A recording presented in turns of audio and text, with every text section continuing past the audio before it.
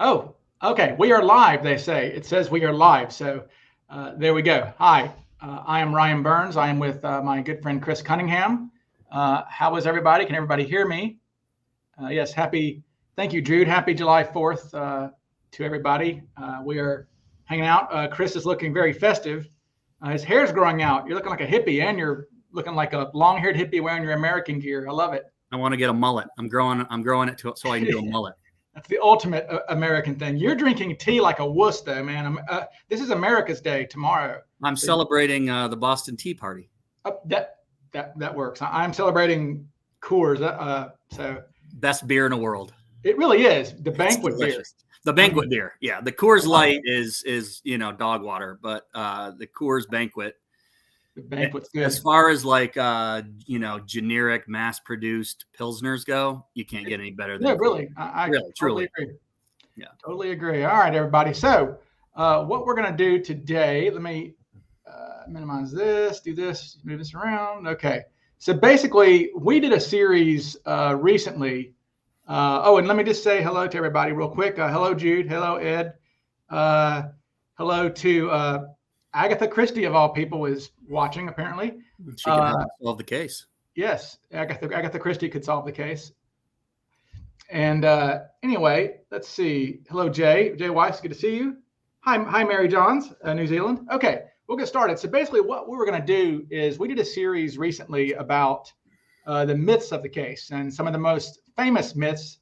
There we go. Hey, hello from Golden, Colorado, home of course. Perfect. There we go. We call it the vortex. Hook us up. Yes. Anyway, so we did a series on the myths of the case where we talked about things like the famous the myths. He jumped into the wilderness. He jumped with a dummy chute. He was wearing loafers. Yada yada yada. And one of the difficulties in this case is that there really is so much variance in what we know and what we presume and what we assume, and there's really not a lot of things that we're really totally confident about. I mean, we can make assumptions about things. We can have our own biases and things like this. But as far as like things that are just known, it's not a lot, is it, Chris? No. In fact, this is probably going to be your shortest episode ever. It's going to be about 15 minutes long. Yeah. And then we're just going to say goodnight and call it a day. But no, I mean, and that's really been one of the, I don't know, jokes, memes of the whole vortex is that there's just so few things that we can hang our hat on as far as definites or near definites. And, the thing is it really comes down to degrees. How much can we, how much out there is there that is 100% certainty, 100% certainty? Very, very few. I mean, in fact, some of the things that we're going to talk about tonight, I would say probably aren't 100%. There may be 98, 99. 99.9, but there's very few things that we can truly say are 100%. And it kind of leads me back to, and I hate to take it off tangent here, but the recent episode on the Cooper Vortex with Darren Schaefer. Shout out to Darren and the Cooper Vortex. If you have not checked out that podcast, please do so. Darren is great, good friend.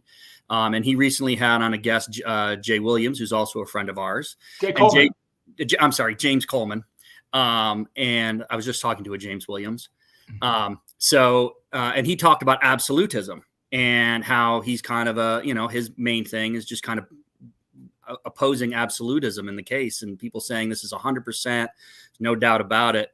And I messaged him afterwards and I said, man, we are in simpatico because, I'm kind of the same way. I don't really have very many hills that I die in as far as the case is concerned. And I just like to point out, well, yeah, I mean, that could be, but, here's some contradictory evidence. Problem with that, and I told Jay this, is that, we end up being accused of being contrarian or argumentative or, just pains in the asses. But I think it's important. So, there's very kind of circle back. There's very few things that are 100% certainty. And I'm very hesitant to embrace anything with 100% certainty. So this episode is going to be interesting because we're really going to kind of nail down things in terms of degrees and, how much is this an absolute certainty or are we just pretty sure?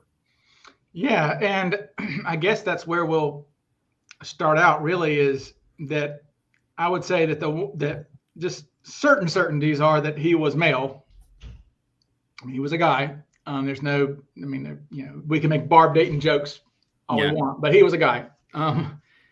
He certainly was, well, and again, we got the degrees here. See, some people may go, oh, this is bullcrap. When we said the next one we have written down, which is he was middle-aged, which, I mean, again, what is middle-aged anyway? I mean, I'm going to say 35 to 60, I guess, maybe. Yeah, I would say probably 40 to 60, but either way, 6 of one, half a dozen of the other. Yeah. And so it's a little bit like that. So he was middle-aged. And you can say that, I mean, here's the problem with when people try to make suspects fit by saying, oh, he was wearing makeup, or he was wearing age makeup, or he was looking darker on purpose, whatever.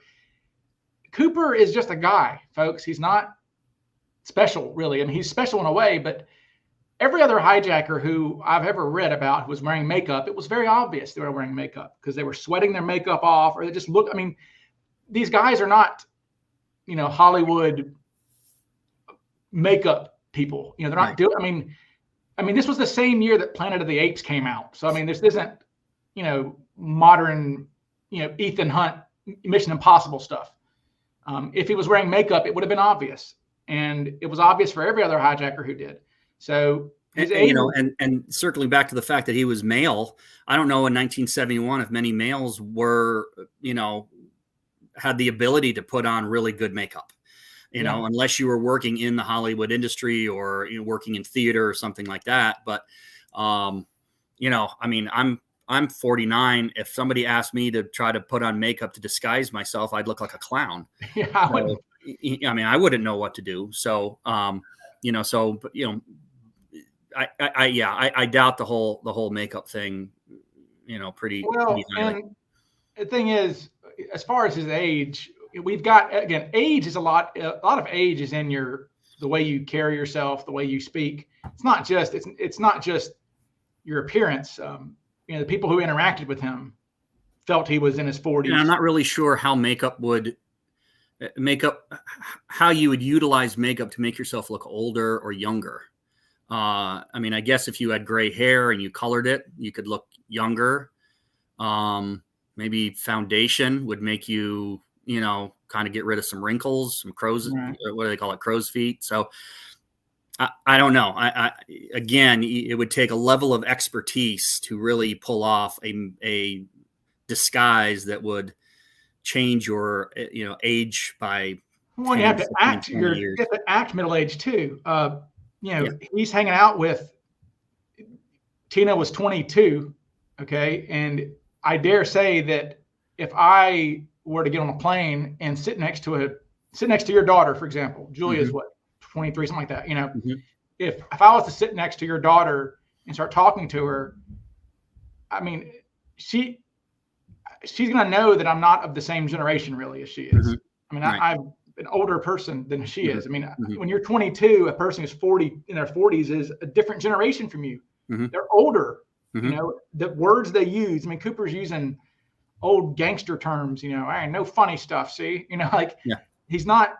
And again, we're not playing. Cooper's not playing 4D chess where he's behaving a certain way and then looking older. He's like, again, this isn't an era where you needed to worry about CCTV on every corner, things like this. I mean, people hung out with him for 5 hours on the plane and still are very, different about what their ages are. I mean, I just, well, also too, not just Tina, but Bill Mitchell. Bill Mitchell was in the same generation as Tina, and he saw Cooper from what did we say? 5 feet.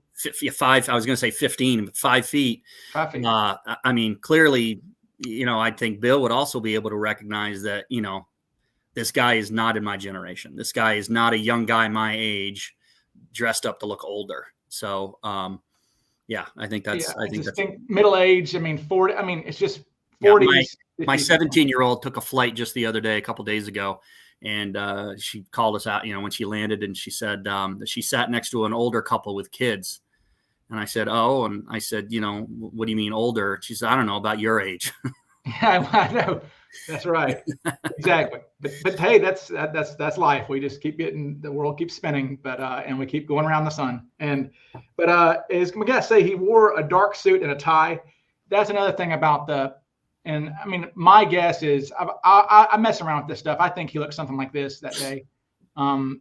He's going to have a turkey neck. He's going to have the pouty lip, and something about his age too. If you actually read the 302s when they're doing the sketch creations, we see comments where Alice Hancock, for example, says she wants lines around his mouth because she says he had an older mouth, wrinkles, right? Like, I wonder if she meant like the I don't know what these are called, right? Yeah. Yeah, they're called facial lines. He had you can't see it, but I'm making kind of out like a couple of parentheses around my nose and my mouth. Right. Yeah. Cooper had these, what they called facial lines. He had a certain, look to him. Let me see if my little guy here has those. Did I add those on him? Yeah. They have facial lines there.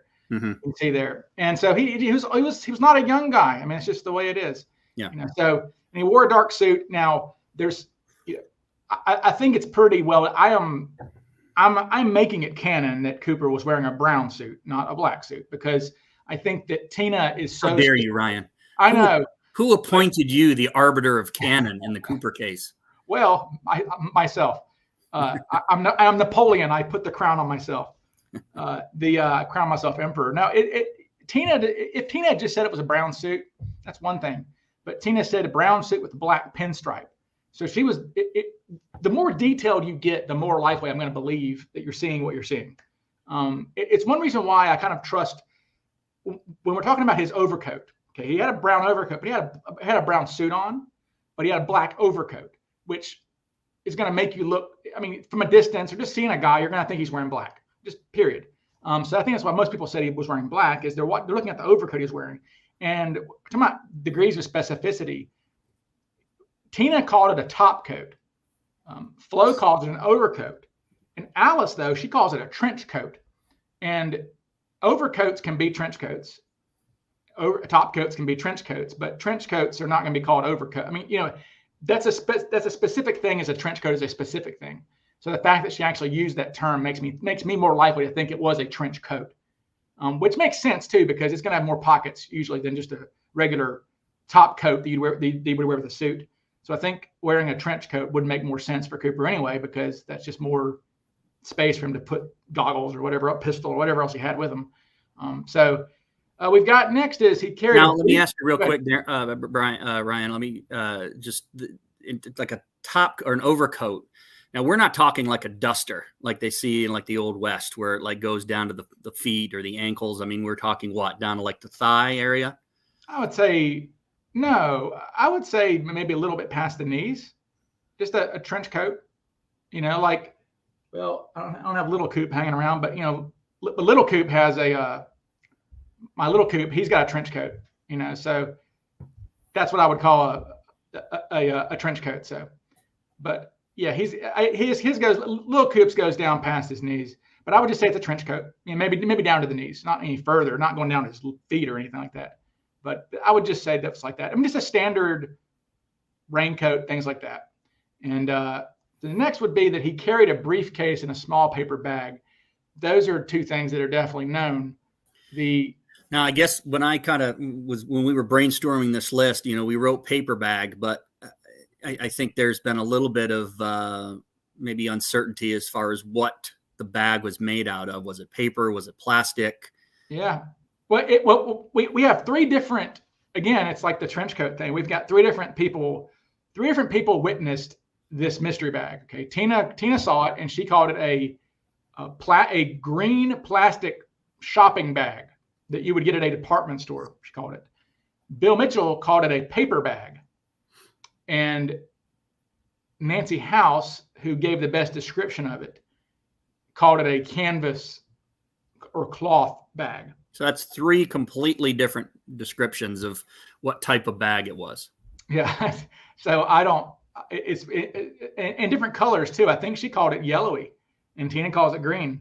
Who knows? Maybe they're different things. Maybe he had the green bag inside of the paper bag. I don't know. It's funny. One of the things that I came across, so one of the great grifters, our very first grifter in the Cooper Vortex, was a guy named Jack Kofelt, who was, if you read the FBI files, my God, I would love to see a count. Eventually, when we're done with these files, I would love to count the amount of Kofelt files in there. It's got to be, I'm not even exaggerating when I say maybe 400, something like that. It's a lot. He caused them a lot of issues because, and I still don't know that what the truth of it is. I would like to talk to Florence Schaffner. Like, I really want to talk to her almost more about this than the hijacking in a way, because allegedly she was caught by a guy in the airport in Denver who shoved this photograph in front of her face of Kofelt.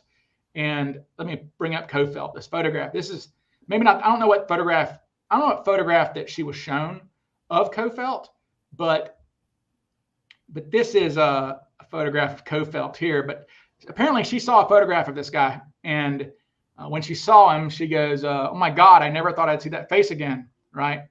And then you've got, allegedly, according to these grifters, they went to George LeBissonniere and he said, that guy looks just like the guy I saw on the plane. Now, this is in about 1978, maybe 77, 78. And Flo was even going to go out there to Hollywood and like participate in this thing where basically participate in a Jack Kofelt grift. I guess it would be like, for example, if one of the stewardesses was involved in Colbert's thing with Rackstraw and was all aboard, she was pretty much going to do that with Kofelt. And it seemed like she was really buying into that. And the FBI. Do you think she was buying into that because she believed it and believed that Kofelt was Cooper? Or do you think she was along for the ride with this grift? Because of the money, yeah. Because they had told her that that they were going to pay her $5,000 and that she was going to get a certain percentage of the residuals. So I don't know if it was money incentive or not. But when the FBI shows up and they go, hey, we just got a call from somebody saying that you positively identified someone as Cooper. And then the FBI started digging around and they really put the kibosh on Radicek and Tina. It was those three, Radicek, Tina, and Flo, who were involved in this. And they said, look, we can't tell you who to make contracts with. We can't tell you what to say, but we can tell you that if you say something that assists the real Cooper in continuing to evade us, you could be prosecuted for hindering the investigation. And now, I don't know if they would have done that, but it was a subtle threat, essentially, to get them to stop talking. And I'm of the opinion that that's actually one of the reasons why they were silent for so many years. It's not anything conspiratorial, like they were hiding something. I think the FBI just scared the hell out of them during the Kofelt stuff and said, hey, you don't need to be involved in any of this grifting stuff because you could be prosecuted for doing this. So, but I'd love to ask Flo about Kofelt. But one of the things about Kofelt is, now Kofelt's not Cooper because Kofelt says that he jumped over, what's the one, Mount Hood, I guess is the one south of Portland, right? Yeah, he said he jumped over Mount Hood, which is not realistic. So the FBI pretty quickly, also I think he was maybe in a alcohol rehab center on November 24th, 71. I think they even know where he was, but he did come up with some elaborate things. And some of the things in his grift, when you read about his grift, it's almost like, think about like Rekka, if you pay the money, or I think it's free even, you can listen to Rekka's quote confession, right? And so it's kind of that same sort of thing, but Kofelt's confession or his story actually has some interesting things. He said that one of the things he said that was there were so few people on the plane that day because he called in a bunch of fake reservations, okay, because he wanted fewer people on the plane. I mean, obviously, if that was true, that would be in the files because Northwest would have said, hey, we had 30 reservations that didn't show up. This is suspicious. That would have been flagged, and we would know about that, I think. But that was plausible, I guess.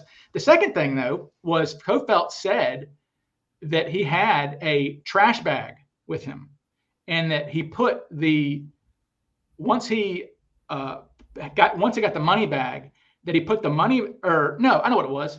He said that he had this bag because once he landed on the ground, he wanted to keep it from being wet. And he was going to put the money bag itself into a garbage bag, essentially.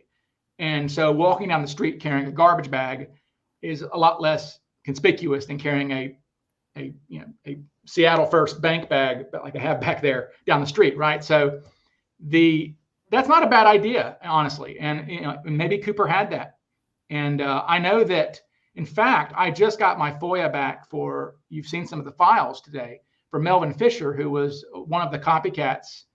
I have 6 canonical copycats, and he's one of them. He's the one that did not jump out, essentially. And he actually brought several bags with him on the plane, these cloth bags, and he was going to put the money in these bags. And I don't know what his plan was, but he was going to jump with that. And so who knows? I mean, maybe, but I guess I'm arguing against myself, because the issue is that the bag wasn't empty. Okay, it had bulk to it. When Nancy House saw it, she's the best description. When Cooper goes to the bathroom, he stands up with his briefcase and he's holding it like a pizza box, is how they described it. Like, this, he's holding it like this, and on its side, or flat. And the money bag is on top of it, or not the money bag, the mystery bag. And she said that it was a little less than the total width of the briefcase, so a little bit less wide than the briefcase. But she said it had about 4 inches of height on it. So 4 inches like that, I guess. So I mean, it had bulk to it, essentially.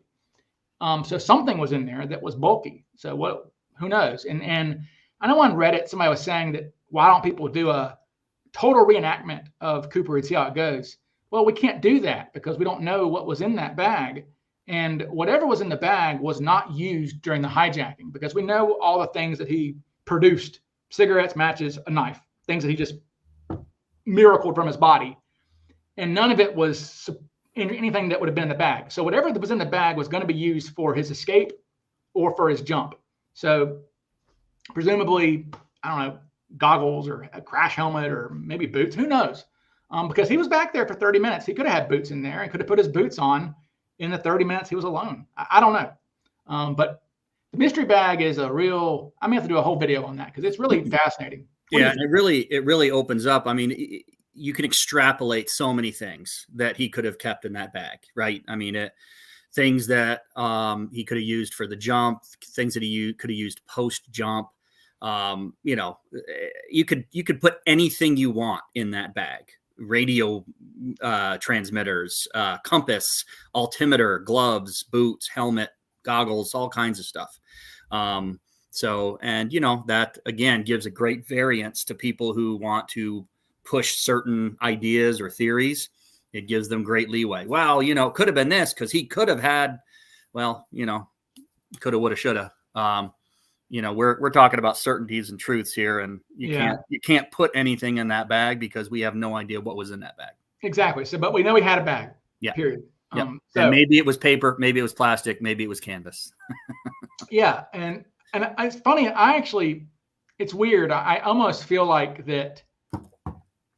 Talking about this bag, part of me, I have a theory that it may have been inside his briefcase when he was going to the airport, because Tina, when she describes his bomb, she said it was in the corner of the briefcase, which means there's dead space in the briefcase. It didn't fill the briefcase. Mm-hmm. So there was dead space in the briefcase.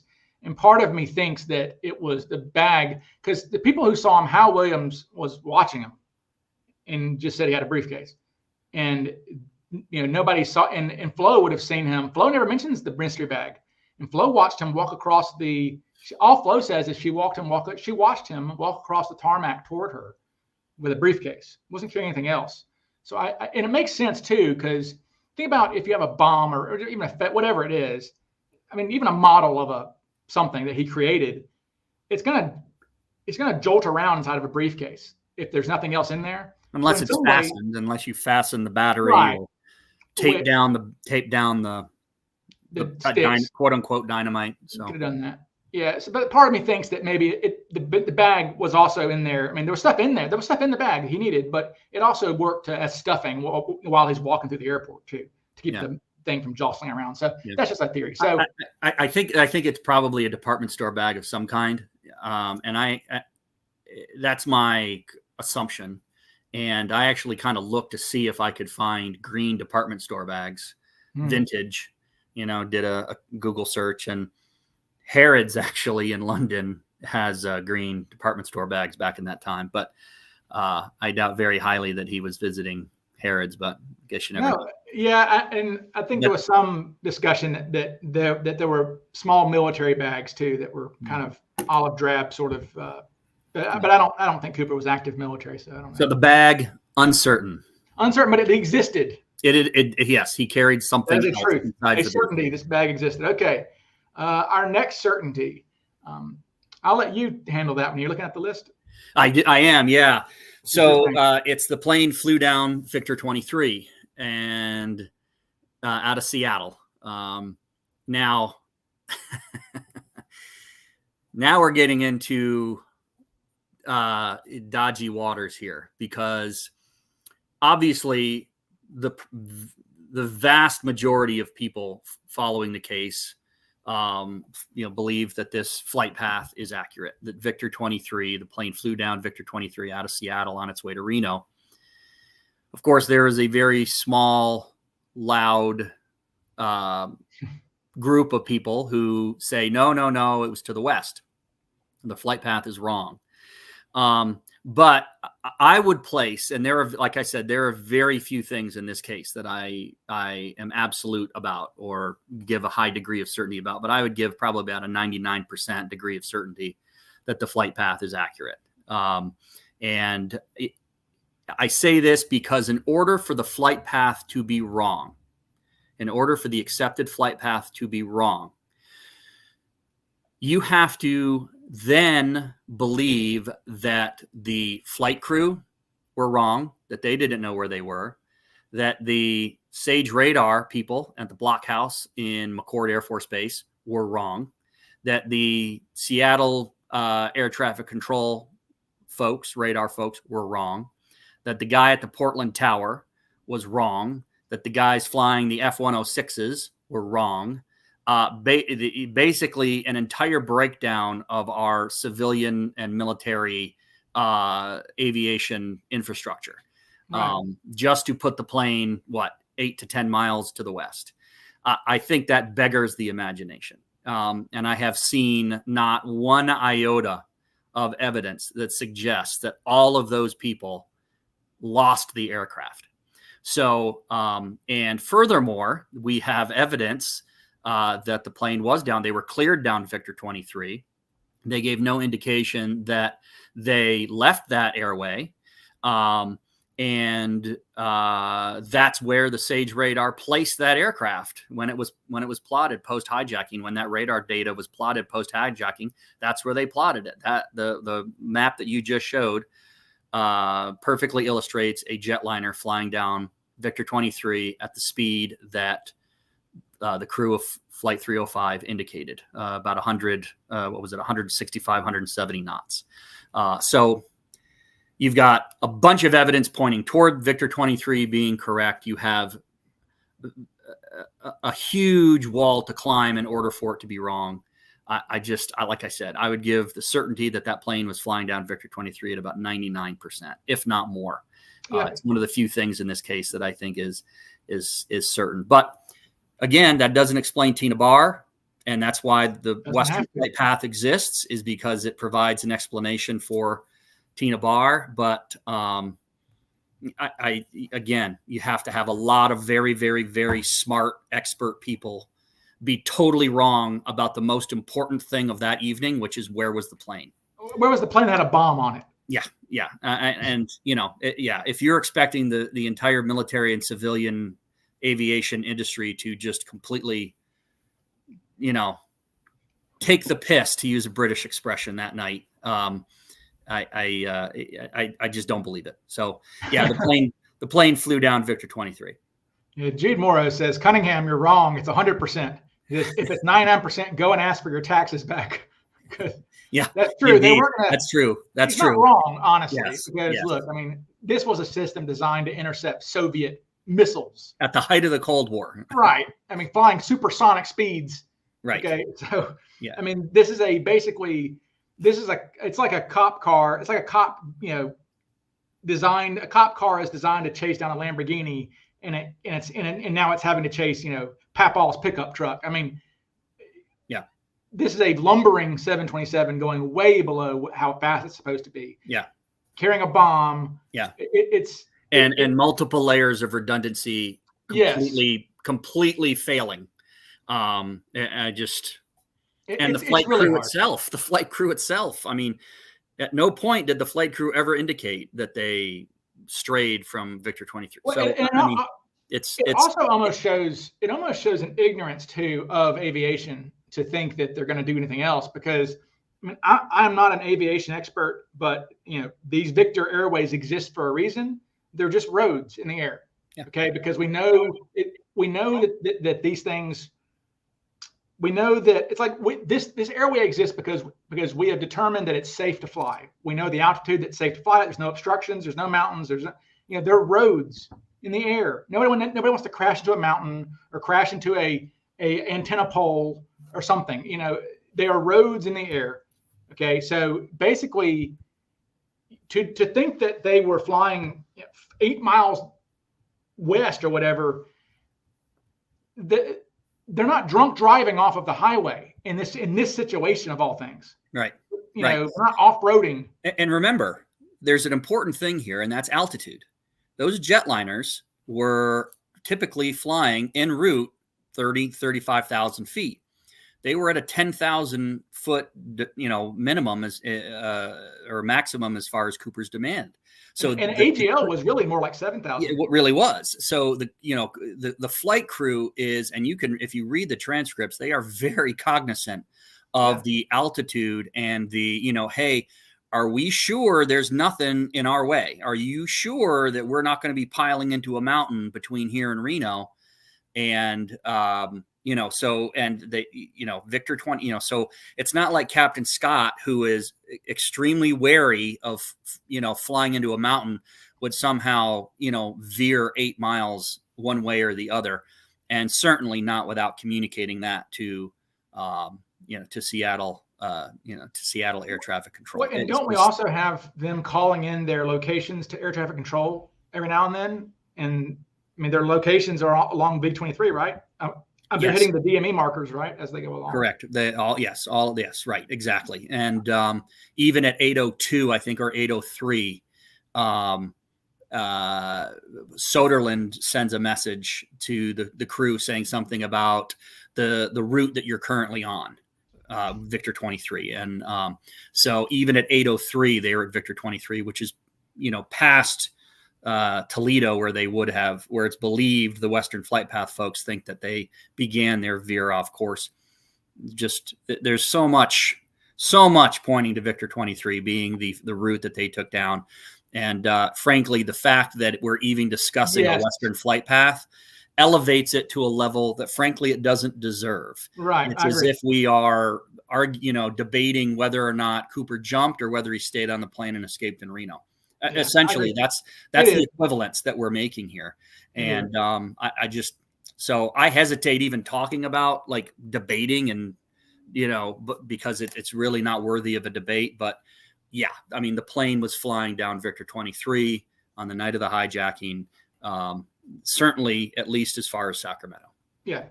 And you got takeoff. This is a certainty. Takeoff from Seattle was at 7:36. Yeah, and the only discrepancy there is Harold Anderson, and I think he has he says 7:39, I think, or 7:30. There's a small discrepancy there with Harold Anderson's statement, but everything else, the Harrison notes, the Soderlund's notes, I think the FBI and later FBI files, it indicates that it's 7:36. Yeah. So everything other than Harold Anderson's statement points to the one that is a little dodgy is takeoff from PDX. That's still a little. That's a little weird. The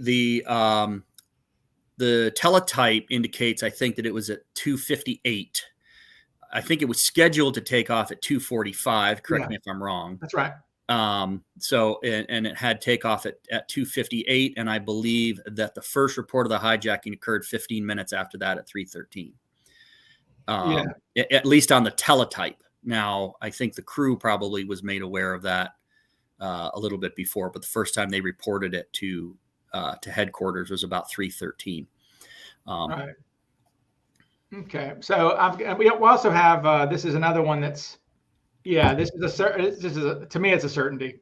Cooper jumped from the aircraft somewhere between the Lewis River and the Columbia River. And yeah, the time does not, basically the timing of certain events does not allow really variance either way. Right. And even, like I said, I have very few hills that I die in terms of certainty. And one of them is the timing of the jump. I think the jump was closer to the Columbia, but even that I only give like a greater than 50% chance that I'm right. I mean, I don't give myself a high degree of certainty. But it's not past the Columbia River. I don't know. It was not past the Columbia. So, somewhere between the Lewis and, I mean, I think it was closer to the Columbia, if you had it, like we've talked about, if you had a heat map, just my opinion.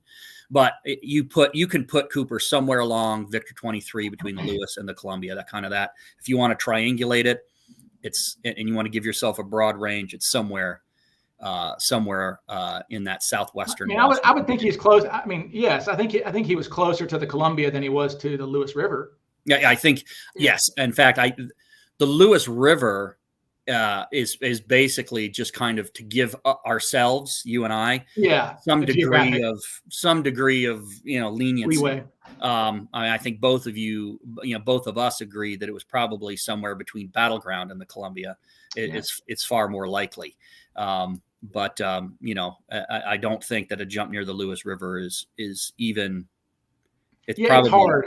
I mean, come CooperCon, it's going to be done. Yeah. I was going to say it's almost dead in a way already. It really is. It really is. Yeah. Because I mean, there's the old school folks, the old people not the old people, the people who used to attend the old Cooper days at the Ariel store. I think they still want to cling to the idea that Cooper jumped there.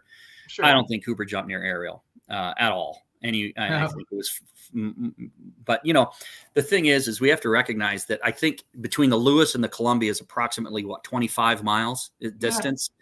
And so flight time, that's about 6 minutes. Yeah. So you're talking 25 miles in 6 minutes out of a 3 hour and 3.5 hour flight. I think 3.5 hour flight. You're talking about a 6 minute space that Cooper jumped. So, we're getting real granular here when we're talking about the timing of his jump and precisely, trying to narrow it down. Well, and again, they were never going to, even if they knew, the problem was always been, even if for example, even if somehow we knew, if they had a black box on board like they do now, and we could pinpoint, okay, Cooper jumped at 8:13 and 12 seconds. That still is not going to help us a lot in a way, because we don't know when he pulled his chute. Mm-hmm. If he pulls his chute immediately, he's going to drift 2.5 miles that way. If he waits till 1,000 feet, like some Ted Braden guy, he's going to go almost right down. Mm-hmm. So the timing of the jump is really not inconsequential, because it's a consequence, but it's. Yeah. And there's variables in terms of weather. And I think Dr. Edwards in his book, DB Cooper and Flight 305, pointed this out, that, there's a mathematical probability that the drop zone is not a trapezoid. It's not a straight line that he would have traveled. It's possible he could have gotten caught in some swirling winds. And, if you read that book and read that chapter, it's pretty compelling. I mean, it gets real dense with math. Well, what's interesting is that, and I just came across this the other day, and I know it's been in the files for a while, but, obviously we have a pilot, basically the plane that was behind them in traffic. Okay, so they did finally, because they had planes backed up at Seattle. They had to get them going. The plane that was directly behind them was, I believe, an American Airlines plane, piloted by a guy named Tom Bohan, something like that. Bohan, yeah. Bohan, yeah. And Bohan, I believe he says he's about 5 minutes behind them. And he said it got really vicious down near Portland area, like really bad. He said it was some of the worst weather he's experienced. Now, Flight 305 crew says nothing of the sort. They say nothing of the sort about it being crazy. They just say they were flying through the soup and light rain, whatever. But what's interesting, though, is besides Bohan, the story of the old man in the river, or the old man in Lake Merwin. Okay, so at the same time, it's interesting. At the exact same time, literally, that we think Cooper, a lot of people think Cooper jumped at 8:13. A 911 call was sent to the Clark County Sheriff's Department, basically saying, "Hey, my father-in-law or something is missing. An old man, he's in his 60s, was fishing or something and didn't come back from his afternoon fishing on Lake Merwin." And the the guy, whoever he is, his name's redacted, but he says that when he went out looking about past 8, a little past 8, he said it started to get really bad. He said he had never seen worse weather on Lake Merwin. He said there were giant waves, and he was really scared because he was like, "Oh no, if Dad is out there, he's screwed." So he said it was, now this interview is in 77 or 78, which is in the FBI files. I don't know why it's that late, but they're talking to this guy in like 77 or 78, and he says, yeah, there were huge waves in Lake Merwin. It got really dodgy there. And that's interesting because we've got 2 different sources saying that right around that time, it got really bad. Now, obviously, I think that the 305 crew would have felt that if it had gotten really bad. I think they would have mentioned that. So maybe the wind gusts came right after, they left the area. But it seems like it did get bad really quickly. So maybe if you're in a canopy, maybe Cooper did swirl a little bit. We don't know. But yeah, well, and you talk to people, for example, I talked to Major Tom Spangler, who assisted with the calculating the drop zone, and he said that the weather, that he remembers the weather that night being horrible, just tumultuous. And you hear a lot of people like that. Now, how much of that is embellishment? It was a dark and stormy night, et cetera. Right. But, and how much of that is actually, faithful. How terrible a storm was it?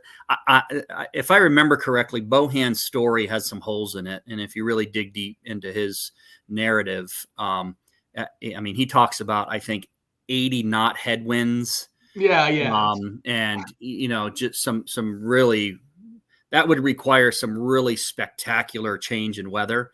And actually, if you look at the air traffic control transcripts, it gives altimeter settings, barometric pressure, basically. And I'm losing it now, but I think the lower the barometric pressure, the worse the weather, or the higher the pressure, the better the weather. So, and as you can see, the farther south you go, the altimeter settings get higher, meaning that the weather is improving farther south from Seattle as they go. So as they reach Portland, the weather in Portland, according to the altimeter settings, was better than it was in Seattle. Well, and that's played out on the National Weather Service. It was raining in Seattle, and then you get to Portland, and it's light rain showers at 8 o'clock. Right. So, yeah, it was inclement weather. That's the word I use. And Bohan also, I believe, he's a Johnny come lately too. I feel like he doesn't show up. He doesn't talk to the FBI. He calls Himmelsbach in like 79. Yeah. And I have a hard time believing that they would allow any aircraft to trail that close behind. But the chase planes too. Yeah. Yeah. The whole thing strikes me as a little sketchy, but it sounds like a war story. Yeah. But you usually, with war stories and embellishments, you don't go to the FBI with them. Get yourself in trouble.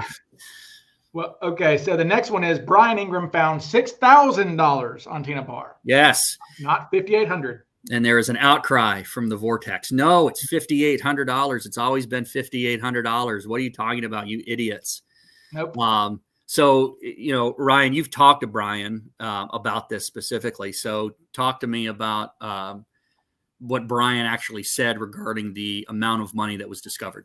All right. So what's interesting about, and I try to imagine, it's funny how the way that they divided up the money. So they had a court battle for a while. It was actually Richard Tusaw, the author, was the attorney for the Ingrams. He did it pro bono, except for 6 $20 bills of his choosing. Okay. That was his retainer fee. He got to pick 6 of them, I think. But anyway, when they finally won their legal battle and a federal judge said, okay, of these maybe 380 some, I don't know how many bills it was, but whatever it was, he said, okay, the FBI gets to keep 13 of them. And then y'all get to split them between Brian's family and Royal Globe Insurance. And Brian tells a bit of a funny story. He says that what they did is they invited them all back up to, they flew back up to Portland, because by then they had moved to California, the Ingrams. And they go up to Portland, and there's this big table, and all of the money is dumped out there on this table. everything, shards, everything. And that they flipped a coin to see who would go first. I think they got it, the Ingrams. So Dwayne, or Slim, they called him. So Slim would pick out whichever one he wanted, a $20 bill. And then the insurance guy would grab one, and they'd go back and forth until they were all gone. And hundreds of these, a couple hundred of these, right?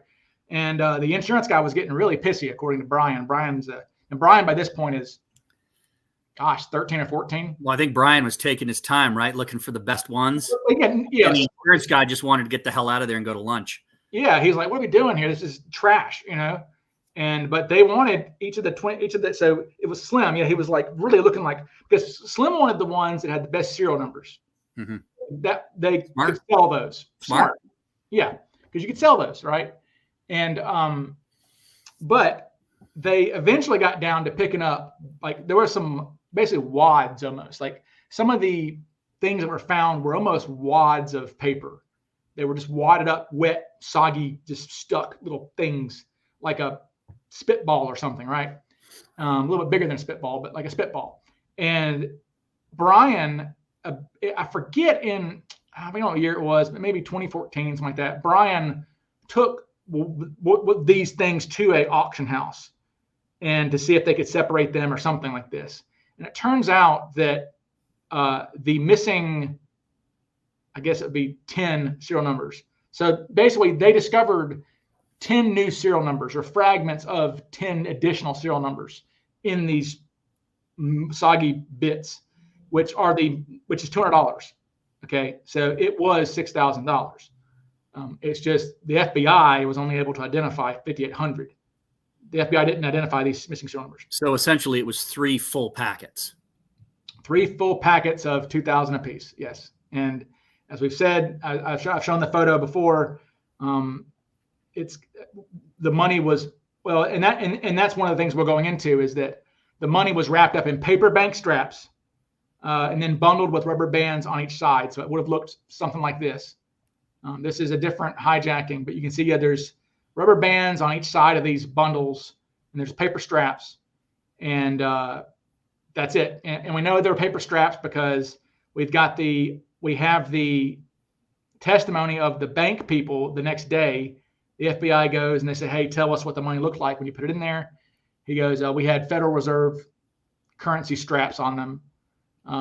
And Tina herself called them bank type bands, and she sees it. So there was paper straps on it, and people idiotically are like, oh, the Tina Bar money didn't have no bank straps. It's like, well, that's going to disintegrate in seconds, or not seconds, but I mean, you put your bundle, you did an experiment. Yep. Yeah.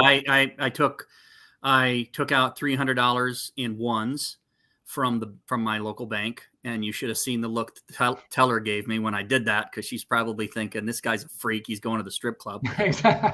But so I took out that money, and I made sure that they gave the packets to me wrapped in currency bands, bank bands, and then I went ahead and I bundled it with the 2 rubber bands on either end, and then I put it in the bathtub, and I wanted to see if it floated was the primary reason, and it did not. It floated for 2, 3, 4 minutes and then bubbled down and went to the bottom. But the relevant point here is that 24 hours after that, the bank bands are already breaking apart and disintegrating after being submerged for certainly less than 10 minutes in calm water.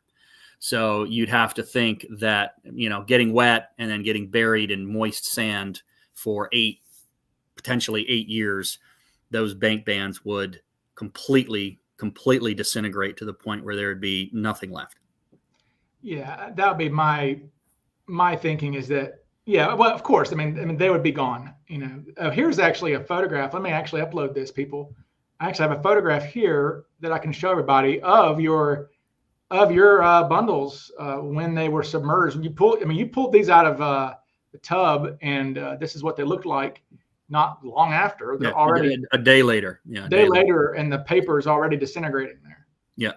So, and trust me, they were not bounced around. They were not disturbed. I took it out of the bathtub, and I think I set it on the sink counter or something. So, they weren't bashed around a whole lot, and that's what they look like 24 hours later. Yeah. So yeah, there were barely rubber bands left on the money that they found. So right, exactly. So there certainly wouldn't be, and in terms of bundling, what you see there is our best guess, and this is based on Tom Kay's analysis of the diatoms that he presented at CooperCon this past year, is that's how the bundles were most likely bundled. Oh yeah, with the bank bands, with the packets strapped with the bank bands, and then the rubber bands kind of on either side, held together that way. That was typical bundling for banks back then, and even today.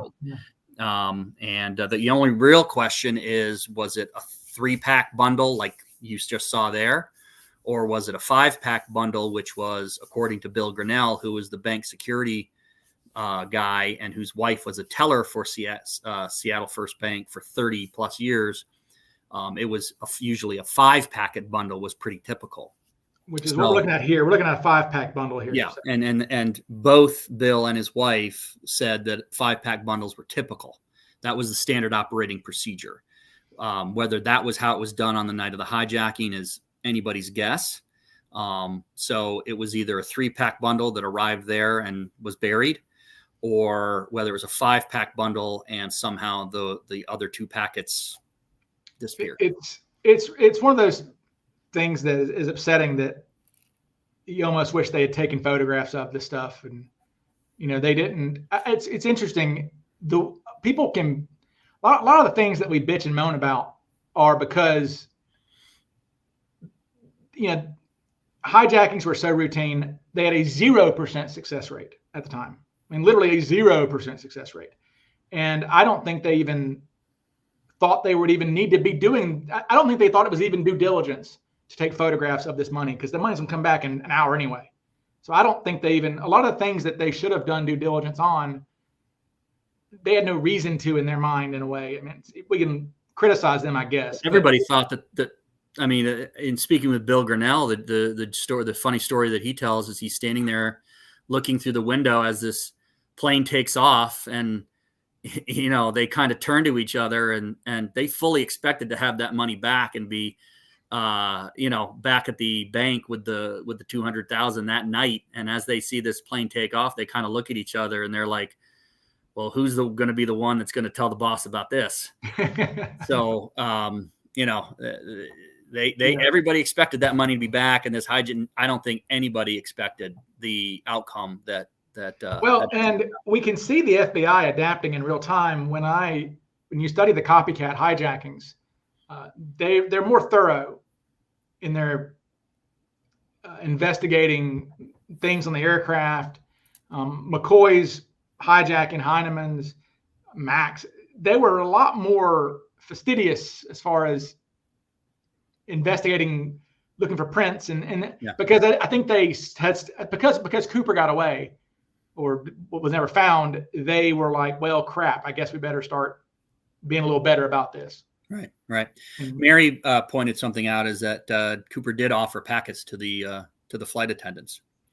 That's actually, I mean, that would be interesting. That's possible that is the, and I believe that has been sort of a theory, is that Cooper, did that. What's interesting about this is that there's discrepancy about the money that was offered.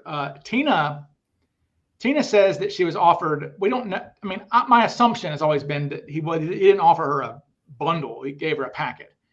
She called it a small package. And then someone in the Vortex has spoken to Alice, and Alice believes that she was offered a packet of money. Whereas Flo, though, if you read Flo's 302, Flo says that Cooper, as she was leaving, said, "Hey, wait a second," and fished around in his pocket and pulled out $19. And she said it was the change I gave him earlier. And he was like, "Here, do you want this?" And she goes, "No, we can't accept tips, company policy." Which is funny. I should have asked the lady, that stewardess that we met from Northwest. I should have asked her if that was company policy, or if they were just saying that because didn't want to take the money. Right. I'm curious enough that actually was company policy to not take tips. Yeah. I don't know. I don't know. Yeah. I'd be interesting to know if they were just blowing smoke up his ass. Well, it's funny too. I mean, I've worked at places, and my kids have worked at places where the official policy has been no tips, and then it's just kind of unofficial that, yeah, you're allowed to accept tips. So the official corporate policy is no tipping, no accepting tips, but people do. Who knows? Yeah. And I like this answer. PRD says, I always felt Cooper had an accomplice or a getaway driver, and the Tina Bar money was his cut or his tip. Possibly. That's been your thought for a while. It has been. I don't think it's related to Cooper at all. Yeah. I think there was a superseding, I call it in tort law, when they're talking about someone's. So if you're discussing the proximate cause of somebody's injury, right? The term is a superseding intervening cause, essentially, something like this. It's a legal term. And yeah, I think there was a superseding incident between Cooper and Tina Bar. I don't think Cooper would have any idea of how the money got there himself. If you told him, if you said, "Hey, Cooper, how did the money get there?" He'd go, "I don't have a clue." It'd be like if Mac's money was found on the shore of Lake Michigan. He'd go, "I don't know how the hell that got there." He wouldn't know either. So I don't think that. Okay. Nikki says that Northwest had signage that said no tipping. Okay. Well, good. Good to know. So, I guess that is company policy. So before we move on from the money stuff, you said that Richard Tusaw received what was it, 13? No, 6. And the FBI got 13. He got 6. Right. Yeah. Okay. So he received 6 bills. Do we know what became of those bills? Are they still in his estate? Have they been sold? He didn't have any kids. He never had kids, never married. I don't know who. I mean, I've looked at his obituary, and I've thought about trying to figure out who these people are. Maybe contacting somebody because he had nephews or something. I don't know, but yeah, he was. Yeah, that would be interesting. I'd like to know that. Yeah, where that money is. I mean, I'd hate to think that somebody was going through his stuff after his funeral and was like, "What is this old money?" And I would hope not, because he was so highly invested in Cooper. I think everybody knew that in his family. Yeah. I mean, that was really how he got his name in the Cooper case, was the money and Tina Bar. And he spent his fortune on it. I mean, he says somewhere in some article before he dies, I think he says he spent like $100,000 over the years. Yeah. Funding and he did it for 25. I mean, he was doing that into the 2000s. Yeah, right. Oh, yeah. It was like 2004, I think, was his last. And his last venture into the Columbia. He never varied from Cooper going into Columbia. I mean, there's a radio interview. Once you're done with this, if you're interested, you can just Google or YouTube Richard Tusaw, and then there's an interview he does with a radio station in like the 2000s. He's an old man by then, and he sounds like old man yelling at cloud. He's like, "What don't you understand? He went the damn river. Of course he went in the damn river. The money was found there." He sounds like an angry old man. It's kind of funny. That's you and me in what, 30 years? I know, and this damn thing still isn't solved.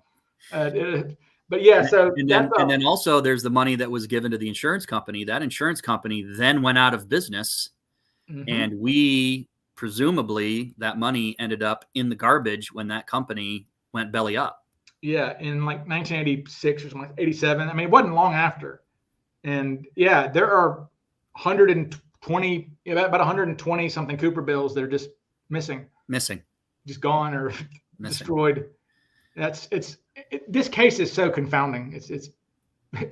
It's almost like this Cooper case is almost like, so in law school, okay, you've got fact pattern essays you have to write. So in law school, at the end of in law school, for people who don't know, they basically you get 1 grade in a class in law school, and it's just your exam grades. So whatever grade you make in the class is what you made on your exam. So law school, basically, if you're wondering why your lawyers are taking so long to do stuff, is law school breeds procrastination, because the only assignment you ever have in law school is to take your final exam. That's it, essentially. So it breeds procrastination. And in law school, whatever class you're in, say you're in a contracts class, your exam is going to be several exam questions, long form questions that give you a fact pattern that's kind of confusing and confounding, and you got to figure it out. And it's almost like the Cooper case was some evil thing devised to like beguile FBI agents or something. Like it's almost like an exercise in, it's like the for those who are interested in Star Trek, in the Star Trek world, they often talk about the Kobayashi Maru, which is this unbeatable test essentially. You can't beat it. One person beat it. Yes, Kirk beat it because he cheated, right? He cheated. Right. So yes, that's funny. I'm going to use that. The Cooper case is like the Kobayashi Maru for FBI agents and nerds like us, because it is like everything is effed basically. Everything. Nothing is simple. Nothing. So, but here we go. We're going on simple things. So next thing is, yes, Cooper smoked 7 cigarettes that we know of, unless he smoked one on the stairs and flicked it out. But there were 8 cigarettes found in his ashtray, one of which was Tina Mucklow's, and one of which was his. So now I don't know if it's new information or previously unknown information, but I think a lot of people assumed that Cooper was the one who smoked all 8. Yes. And that's not the case. Cooper actually smoked 7, and he offered one to Tina, who smoked it. And I don't believe Tina was a smoker, was she? She was. Was she? Or had been. She said that, but that's the thing, is Cooper peer pressured her into smoking, because they're talking about smoking. He said, do you smoke? And she goes, oh, well, I quit, which makes sense because 71 is right around the time, I think it was 71. That was the year that they stopped advertising smoking, and when it became Surgeon General's stuff. Right. That's when my mother stopped smoking. Yeah. And I think Tina must have been among those. But she says, I quit smoking. He goes, well, do you want one anyway? She goes, yeah, okay. So it's like, he's a deviant. He's inconveniencing poor Flo. Before he even hijacks her, he's inconveniencing her by giving her a 20 for a $1 drink, which again, as I've said, $20 bill is $100 now. So imagine you paying somebody for a $5 Coke with a $100 bill. They're like, really? Come on, But he did, and but and then he peer pressures poor Tina into smoking his Raleigh cigarettes there. And to be clear, that's part of the certainty here. Is it is a fact that those cigarettes were Raleigh filter tip cigarettes. Yeah, we have double redundancy on that too, or not double, but a redundancy. It's an oxymoron. There's no doubt that he because smoked those. Not only do we have Tina herself, in her, minutes after getting off the plane, Tina says he was smoking Raleigh's. Okay, she saw it. I mean, she was lighting the cigarettes for him, probably pulled them out of the pack for him. He may have even been like, "Here, give me one." So she knew it was Raleigh's, and then we have the FBI, the crime lab, were able to see the markings on the cigarette itself. Mm-hmm. The crime lab were able to look at the butts and see, for example, I think right here is a picture of a Raleigh. This might be a Raleigh butt here. There. So you can see the Raleigh logo is there on the bottom, right by the tip, mm-hmm. right by the filter there. Mm-hmm. So, one of them was not able to be identified as a Raleigh because it had been smoked down past it, or probably more likely had been crushed too much to have been seen. Mm-hmm. But we do have the FBI files saying they were Raleighs, so they're not Chesterfields. Not if you're suspect. Radicek in his speech said they were what, Territons or? Rat and but they were Raleigh cigarettes, and he smoked at least 7. I mean, he may have smoked more. And what was the time frame more and threw them out the back? What was the time frame that he smoked those cigarettes? He smoked all 7 while they were in the air. There's no indication that he ever, they're in the air for 2.5 hours. So there's no indication that he ever smoked any once they landed. I think it's just too busy. And he certainly didn't smoke any to our knowledge after taking off from Seattle. Of course, we only have witness reports, the first 5 minutes after takeoff. Yeah, I mean, he could have smoked one for the road before he jumped, and tossed it out the back of the plane. But it apparently, conceivably, that plane was searched, and they never found any more cigarettes that he might have tossed, unless he tossed it out the back end. But no, and it's funny that the cigarettes too is something else that Bill Mitchell has said in the past that he didn't like about Cooper. He said he just didn't like the guy because the guy was hogging his girlfriend, is what he calls Tina. He said, my girlfriend. He says, the guy was hogging my girlfriend and was smoking, and all the smoke, and Cooper's smoke was blowing in his face. Like, I did that thing recently, and hopefully for those who come to CooperCon, we're going to try to, they have a 727-100 there, or 51, I guess they called it back then. But there's one there, and it's been opened before for an exhibit, and I'm gonna try to get them to open it up again so we can see, because I actually pulled up the schematics of a 727-51 just the other day, because I really wanted to see how wide the aisles were and how wide the seats were, And basically, Bill Mitchell, if you're at home, get a friggin' tape measure. Bill Mitchell's right elbow was literally 5 feet on the nose from Cooper's left elbow. Now, 5 feet's not far at all. If you actually get a tape measure and look at it, that's how close he was to Cooper for hours.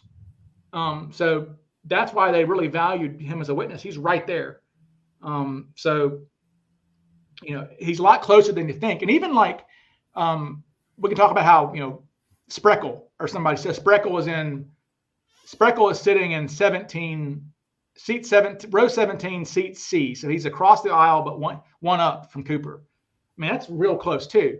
Or even Robert Gregory is 4 rows up, and he says he stands up and turns around and looks at Cooper and got a good look at him. I mean, that's, 10 feet probably. I mean, these guys are real close, and look, a 727 is not that big anyway. No, I mean, I've been on board 2 727s. I've been on board a 727-100 and a 200, and they are shockingly. When I walked on board, I walked up the aft stairs on both of those aircraft, and when I got into the cabin, I was really surprised how small that space is. It is not a big aircraft, and it's very tight, very small. It's not big, and that was one of the things that struck me about it when I was on board. You visualize it in your head and you imagine it, but when you're actually there, you're like, man, this is not a big aircraft. No. So I mean, it's tight quarters. Tight quarters for sure. They certainly, I mean, they're a lot closer than you think, but I mean, they're close enough to where Cooper's cigarette smoke was bothering Bill Mitchell. I mean, so. Right. And I'm glad that was Bill Mitchell sitting there, not Brandon Arnold, who would have walked up and punched Cooper in the face for blowing smoke in his face. Get that cigarette smoke out of my face. But all right. The next is Cooper ordered a bourbon and 7-Up and he spilled it. That's a fact. Okay. Yes. And my belief, I've kind of come to the conclusion that I think that Cooper must have downed it really quickly.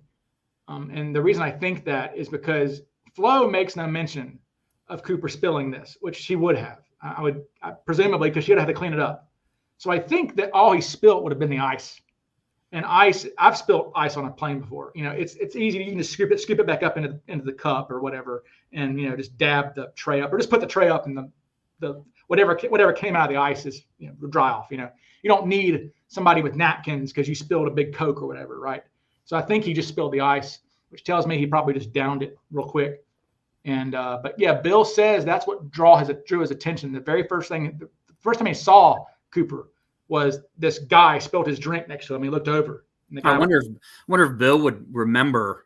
Was it a lot of liquid, or if it was just ice? That might be a good question to ask him. Yeah, I mean, but just again, you have to the certainty is that he spilled his drink. Bill's not making that up. Right. And the certainty is it was bourbon and 7-Up, because I know that for many, many years on the Drop Zone and other places, it was, questioned bourbon and soda. Did that mean soda water? Did that mean, Coke? But I think in recent 302 releases, it has been determined that it was in fact bourbon and 7-Up. Now we don't know what type of brand of bourbon, and I've gone down that path in very well-known fashion. But so we don't know what brand of bourbon specifically. Question to ask Flo, maybe. But we know that it was bourbon, some brand of bourbon whiskey, and then it was 7-Up soda. Oh, and I guess there's a fact too.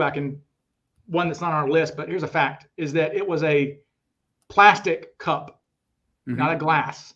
Mm-hmm. Some people have called them glasses, or they get fingerprints off the glass. No. It was a cup. It was like those. Yeah. Yeah. It was a cup and it was thrown in the trash.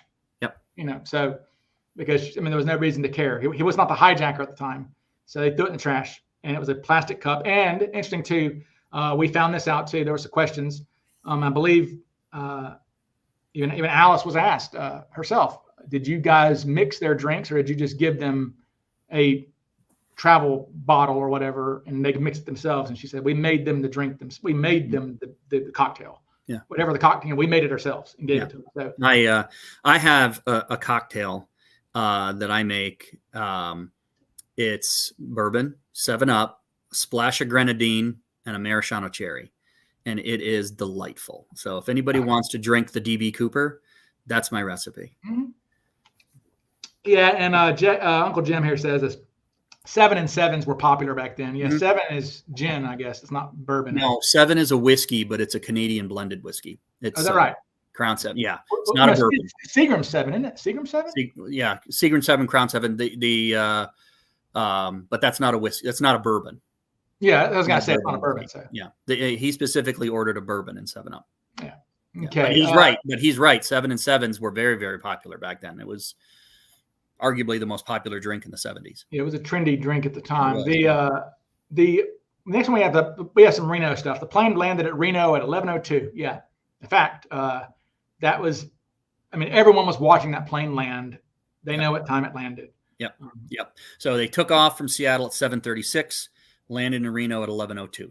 Yep. So someone who's better at math can calculate how long that was. And the next one's a good one. It's actually there's actually some reason to have this, make sure this is important. Why don't you tell the story about the dogs there, Chris?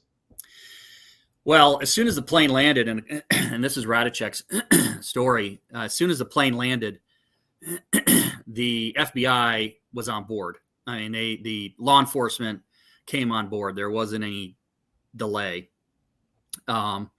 And the dogs were not FBI dogs. And for the longest time, I thought that these were dogs that had FBI dog handlers. They were not. They were, I believe, sheriff's deputies, the local sheriff's dogs or the Reno police. But they were local cop dogs, the police dogs. They were not part of the FBI. So, and those dogs came on board and through the aft stairs. And immediately, according to Rat, started chowing down on the crew meals. And I think Radicek said that the crew meals were tenderloins or something, some type of steak. Fillets. And those dogs just ate them in 2 chomps. So, but yeah, they were not FBI dogs. So for the longest time, and my daughter actually has expressed interest in wanting to be an FBI, because the FBI did not get dog handlers. The FBI did not get their own canine unit until shortly before 9/11. I think it was 1999, I think. That's remarkable, really. Yeah, it really is. So 25 years ago was when they first got a canine unit for the FBI. And my daughter has expressed a great deal of interest in being part of that FBI canine unit. So we had, that's why we did a lot of research into it and found out a lot about it. So, but no, in 71, those were not FBI dogs. And I don't think there's a number, probably 2, I'm guessing, right? 2 dogs? Of the, maybe 2 or 3. And Mary Johns is saying that, she says, I really want to know if that dog dinner story is true. It is, actually. Yeah. I'm quite certain it is. Not just because Bill's saying that, but it's funny. There's actually in one of the very early newspaper reports that I've read from the hijacking, actually says that the hijacker took some food with him. He had rummaged through these meals and had taken some of the food with him, which is really just them seeing that the crew meals had been eaten by the dogs. So whoever wrote that ascribed the missing food to being Cooper eating some of it, when we know that's not true. So yes, that's a double layer. I like to have some redundancies on my information before I really believe it. And I think that's enough to make me think it's true. It makes sense too. And we know that we've discussed this recently, that one of the reasons why when Tina walks in and puts the crew meals, she put them on the first class seats because she couldn't put them in the galley where all the food was, because the galley was full of meals already. And my thought was that because the plane that morning had come from DC, it was empty. It was flown empty from DC to Minneapolis, and it sat there for an hour and a half or 2 hours, waited for the crew, and then they made their trip, right? And my thinking is, so the next day, they had a long flight the next day. They were going to fly from Seattle all the way to Miami the next day. So I feel like that, on a flight that long, they do serve meals. So I think that when they were in Minneapolis, which is the hub for Northwest, their catering service came aboard and loaded all the galley with the food for the next day's trip to Miami from Seattle. Yeah. So I think that's a reasonable conclusion. Yeah. Yeah. I think that's reasonable. Yeah. Yeah. Because otherwise she would have put them in the galley, right? I mean, she would have put those. I mean, there were really no reason for her to put them on the seats. And if they weren't on the seats, the dogs couldn't have gotten at them. So they were clearly on the seats. Yes, precisely. So and that's something else too. A great deal of the investigation on the plane was actually done by Reno PD. Mm-hmm. The FBI did not. I don't guess they had. I mean, I know. I mean, obviously they had a resident agency in Reno, surely, but most of those guys were flown there for that purpose from Vegas. They had they had jumped on a plane and flew from Vegas because they knew the plane was coming.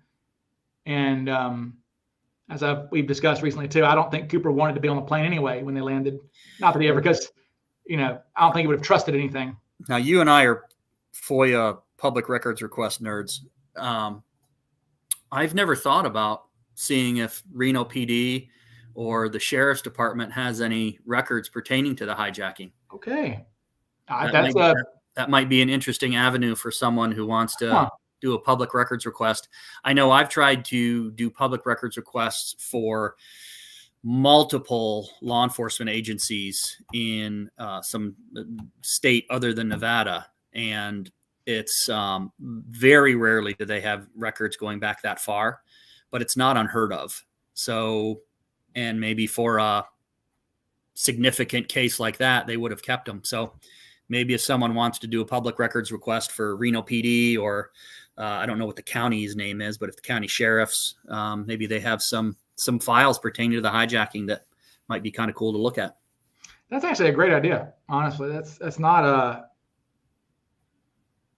bad idea.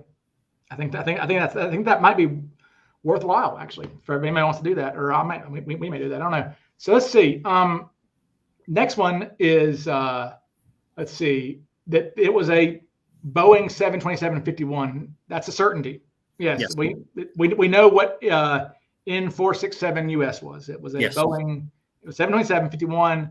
They later started calling those 100s, I think. Well, or is there a difference? The 100s was the series, and and I'll allow anybody who has more knowledge of this than I to correct me, but I believe that the 51 designated it as a Northwest airplane, as belonging to Northwest Airlines.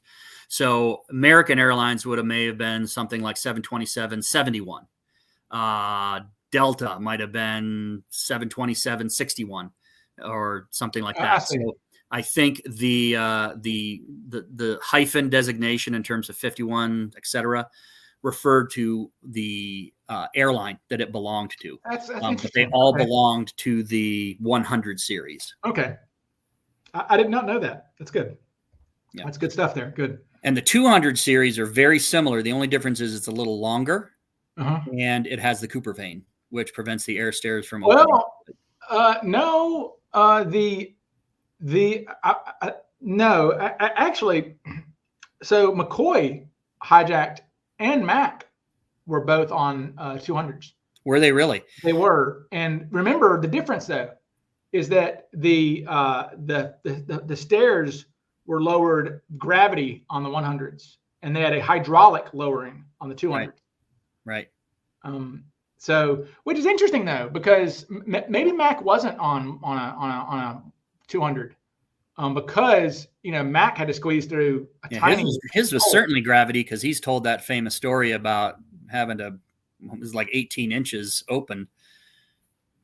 Yeah, I don't think McCoy. I mean, in the real McCoy, if the one, that book is bogus, okay, but there are good things in it. It's worth owning, and I believe that on archive.org you can get a free account on archive.org and type in real McCoy. You can read it yourself on archive.org, and online, but it does have an interview. Well, the closest we've got to an interview. It's got and I would love to know where these tapes are, but they've got tapes of McCoy talking to a probation officer about the hijacking. And a lot of the book comes from that. And I don't think he had any difficulty getting the stairs down. And he was able to stand up when he left. He wasn't crawling out like Mac was. So McCoy was able to, Geronimo, he was able to Geronimo off the back. I don't think there was a tight clearance like Mac's. And Cooper was able to lower his far enough because they were going so slow. That was another problem with McNally is they were going 300 miles an hour, which made it difficult to lower. So the next one is the flight's pilot was Bill Radicek. He thought he was the pilot. The pilot was the captain was Captain Scott, Bill Radicek, Harold E. Anderson, and the flight attendants were Alice Garley Hancock, Tina Ann Mucklow, and Florence Schaffner. That is a fact. Yes, that is a fact. Fact. 6 people. Yep. And Bill Scott was the captain, and he would have sat on the left-hand side of the cockpit as you're facing out toward the windshield. He would have sat on the left, and Bill Radicek would have been to his right.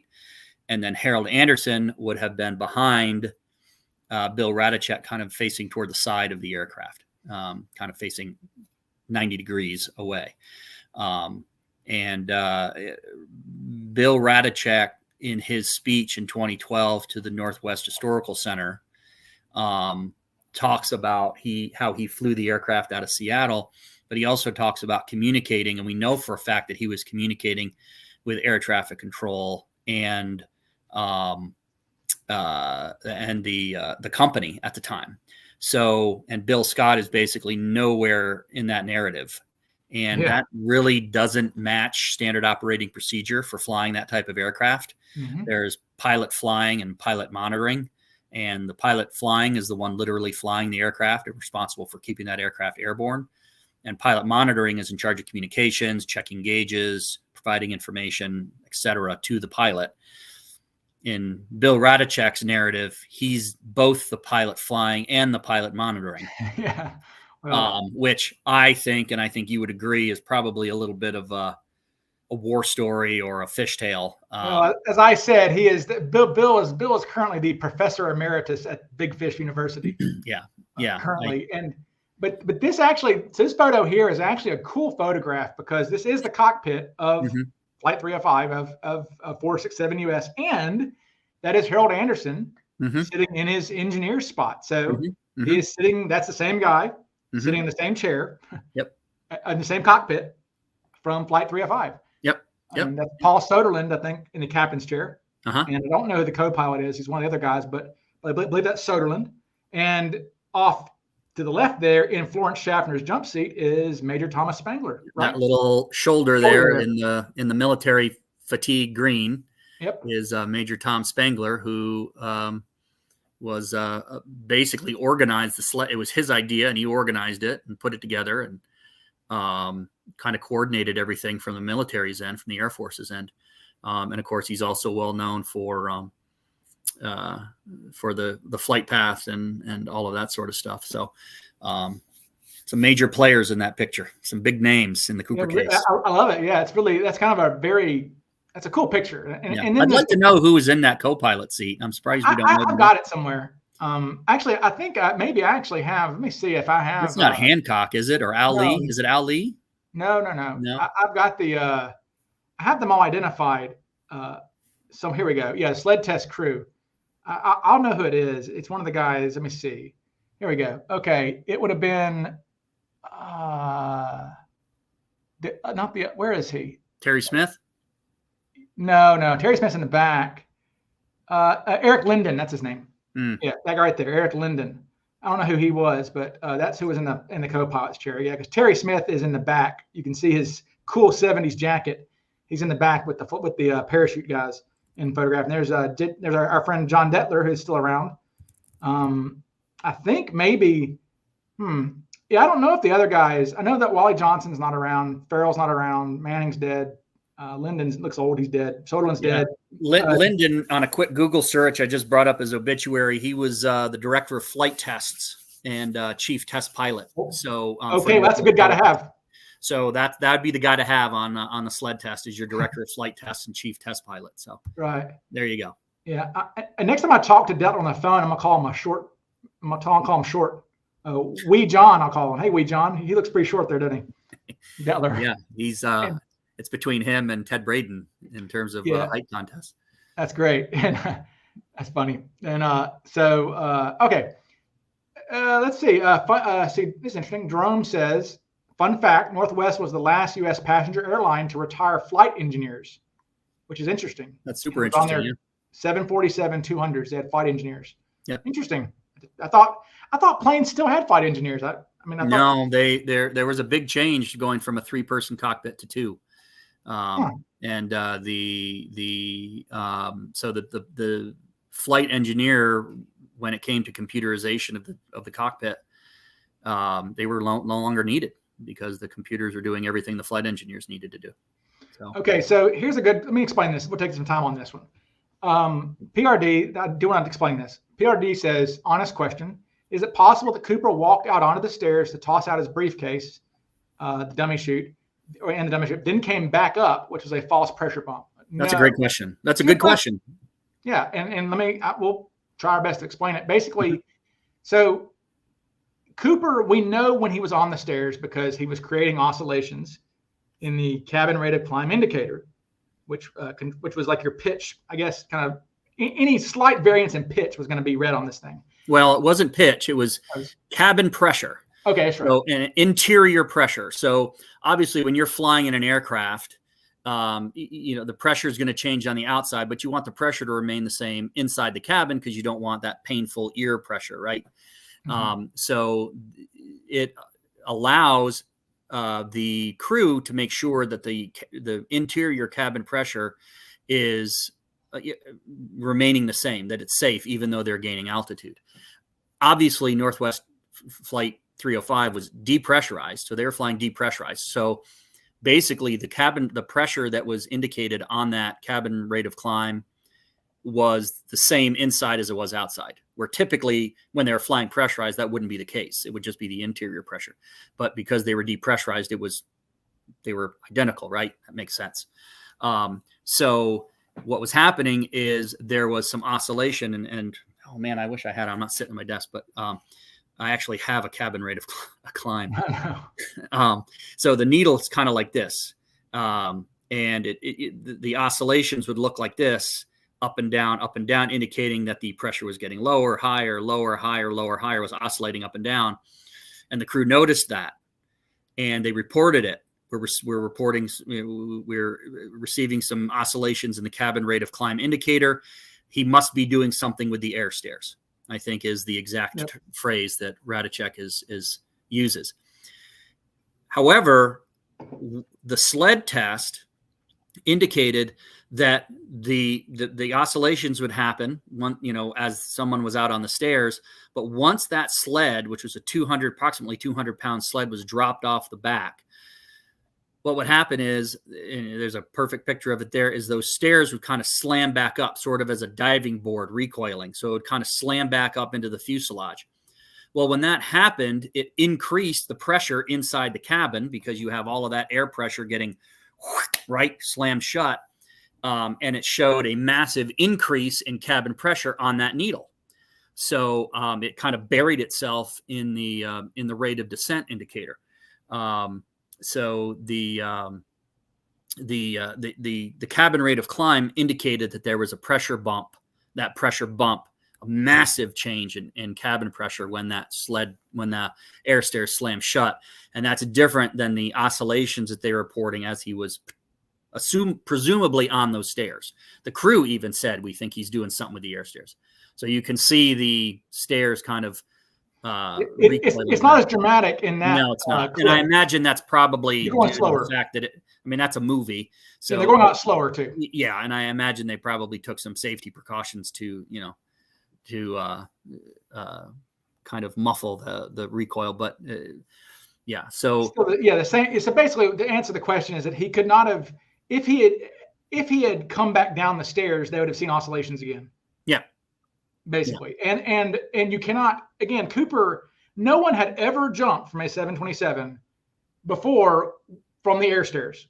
Okay, that is known. Okay, and I don't think, you can make up things, but I mean, all the things that had ever been done with stairs and 727s and cargo was done without stairs. Okay, so Cooper would have had no way of knowing that he was going to cause this pressure bump that gave away his position. Right. So he wouldn't have had any reason to fake it. Right. And I don't know how he couldn't have faked it anyway. Right. Because regardless, whenever he left the aircraft, he was going to cause a pressure bump. The only way that pressure bump could have occurred was with him leaving the aircraft, jumping from the aircraft. Yeah. And there was no more pressure bumps after that, nothing like that. And the copycats had identical pressure bumps each time they left the aircraft as well. So there's no virtually, I mean, we could use this as a fact, right? Or a certainty is that the pressure bump occurred when Cooper left the aircraft, right? Yes, that is definitely a good one for sure. All right. So next we've got Cooper did not specify a flight path. You're Mr. Flight Path. You can take that. Yeah. I mean, it is what it says. The flight path that the plane traveled was determined by the crew and by the company and by air traffic control. That Cooper had absolutely no input, no directives, no demands, no suggestions as far as where that plane was going to fly. The only thing he said was, I want to go to Mexico City nonstop. And then there was obviously negotiations because the fuel limitations shortened the range. So they had to negotiate, and they went back and forth on a few different airports. And finally they agreed on Reno. But Cooper, through it all, never specified the flight path where that plane was going to travel. I often bring this up too. There would have been no disadvantage to him if he had done that. He would have suffered literally no disadvantage to giving them a flight path, because the issue was never where the plane was. He could not have expected. It's not like a plane can just disappear. Okay, he's not stupid. He knows that radar is being tracked. Planes don't. This isn't the Bermuda Triangle. Okay, this is Portland and Seattle. So the issue is not where the plane was at any given time. It was when he jumped. It was always going to be hiding when he jumped. Yeah, was the issue. There was never any question about the flight path until the 2000s. I mean, I guess Himmelsbach maybe suggested that it was possibly to the east over the Washougal. Right. And he used the Washougal to kind of explain how it got to Tina Bar. But for 10 years plus, it was always assumed that aircraft was flying down Victor 23. Yeah. But the thing is, it's like Cooper, we have these things where we think, oh, Cooper knew they had to fly down B-23 because of the specifications he gave them. Well, you know what? That's fine. But I'm not risking anything to chance in this operation. Who knows? Maybe they weren't going to fly B-23. I mean, but if he could have just said fly B-23, and they would have flown B-23, and it wouldn't have hurt him at all, because again, they didn't know when he jumped. I mean, they landed in Reno thinking he was still on the plane. Yep. Even though they called and said that, even though they said he's messing with the stairs, and that's another reason why the thing about Radicek's mark it on your shrimp boats, I think our friend just left us, is bogus. Yeah, because we know them from the night of the hijacking saying we thought he was on the plane still. Radicek's own statement, his own 302, that was in the FBI files, states that he expressed, I don't remember the exact wording, I could look it up, but he expresses regret that they did not mark the exact point, that they did not alert anybody to the exact point that he exited, because, so no, I mean, he didn't. He might have wanted to. That never happened. And every statement you read from Bill Scott, they believe that he was on that aircraft and they were flying that aircraft as if he was still on it. I mean, 2 hours after he jumped, they were trying to, they were instructing the crew to increase altitude to see if they could induce hypoxia in the hijacker. So they all believed he was still on board that aircraft. Nobody really believed. They might have thought, well, could that have been him? Maybe that was him. Don't know. Not sure. Yeah. But yeah, once they realized he wasn't there, that's when I go, okay, but that thing we experienced must have been. That must have been it. Right. Yeah. Must have been it. I mean, so yeah, but like I said, he didn't specify a flight path, which is very strange. And as Ed says, Ed Tinsley says that's why he believes there was not an accomplice on the ground. FBI believes the exact same thing. We have FBI files where they're saying he didn't specify a speed either. That's something else that should be brought up, is that it is a fact that Cooper never specified how fast to go either. So if you're trying to land anywhere with precision and you don't give them a speed to fly at, and you don't give them a flight path to fly, then good luck. Yeah. And having an accomplice on the ground kind of requires you to at least, I mean, not always. I mean, I'm not crazy about, I think it's possible that he had an accomplice because he got to the airport somehow. I've jokingly thought that, for those who've been keeping up, that suspect number one, Thomas Johnston, may have been Cooper's accomplice, and he got drunk and got a DUI waiting for him in the drop zone, because we have this sketchy bank robbing skydiver guy who just happens to be arrested the same day as the hijacking at 3:00 in the afternoon in Woodland. But here's the thing. How would anybody know where the drop zone was? Because Cooper, not even Cooper, knew where that plane was flying. All he knew it was flying south. It could have been flying south closer. In fact, there were four, and I've talked about this before. There were four potential flight paths that they could have taken. Okay. Two, you can eliminate two completely because the obstruction was too. They would have had to fly higher than 10,000 feet. So you can eliminate those. So that leaves Victor 23 and Victor 27. Victor 27 is a little longer. It's about 130 miles longer, and it's closer to the coastline. And that limits your options as a pilot, because if there's an emergency, if that bomb goes off and you've got a gaping hole in the tail of your aircraft, you can only go left, right, to land. You can only go inland. So if you're got a crazy man with a bomb on board, you want to make sure that you have options if you need to put that aircraft down. So you can eliminate Victor 27, but the crew had options. They chose the best one, Victor 23, obviously, but DB Cooper did not know where that plane was going to fly. He did not know the flight path that the plane was going to take, and it didn't seem like he cared. He just wanted that plane to be flying south, which it kind of, if you're going to land in the United States, if you're planning on jumping and wanting to land in the United States, the only place you can go is south from Seattle. Yeah. So, that's why I doubt that there's a Cooper accomplice waiting for Cooper on the ground, because where's that accomplice going to wait?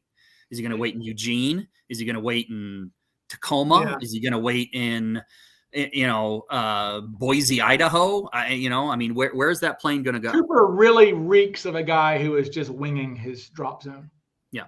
And I think I don't know. It just was weird.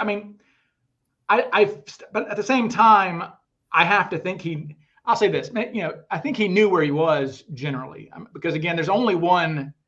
They've been in the air for what, 40 minutes, 35 minutes, something like that. There's only one gigantic city anywhere near south of Seattle, right? And it's Portland. If Cooper actually got to the airstairs and was able to look around, if he saw Portland up ahead, well, he knows what that is.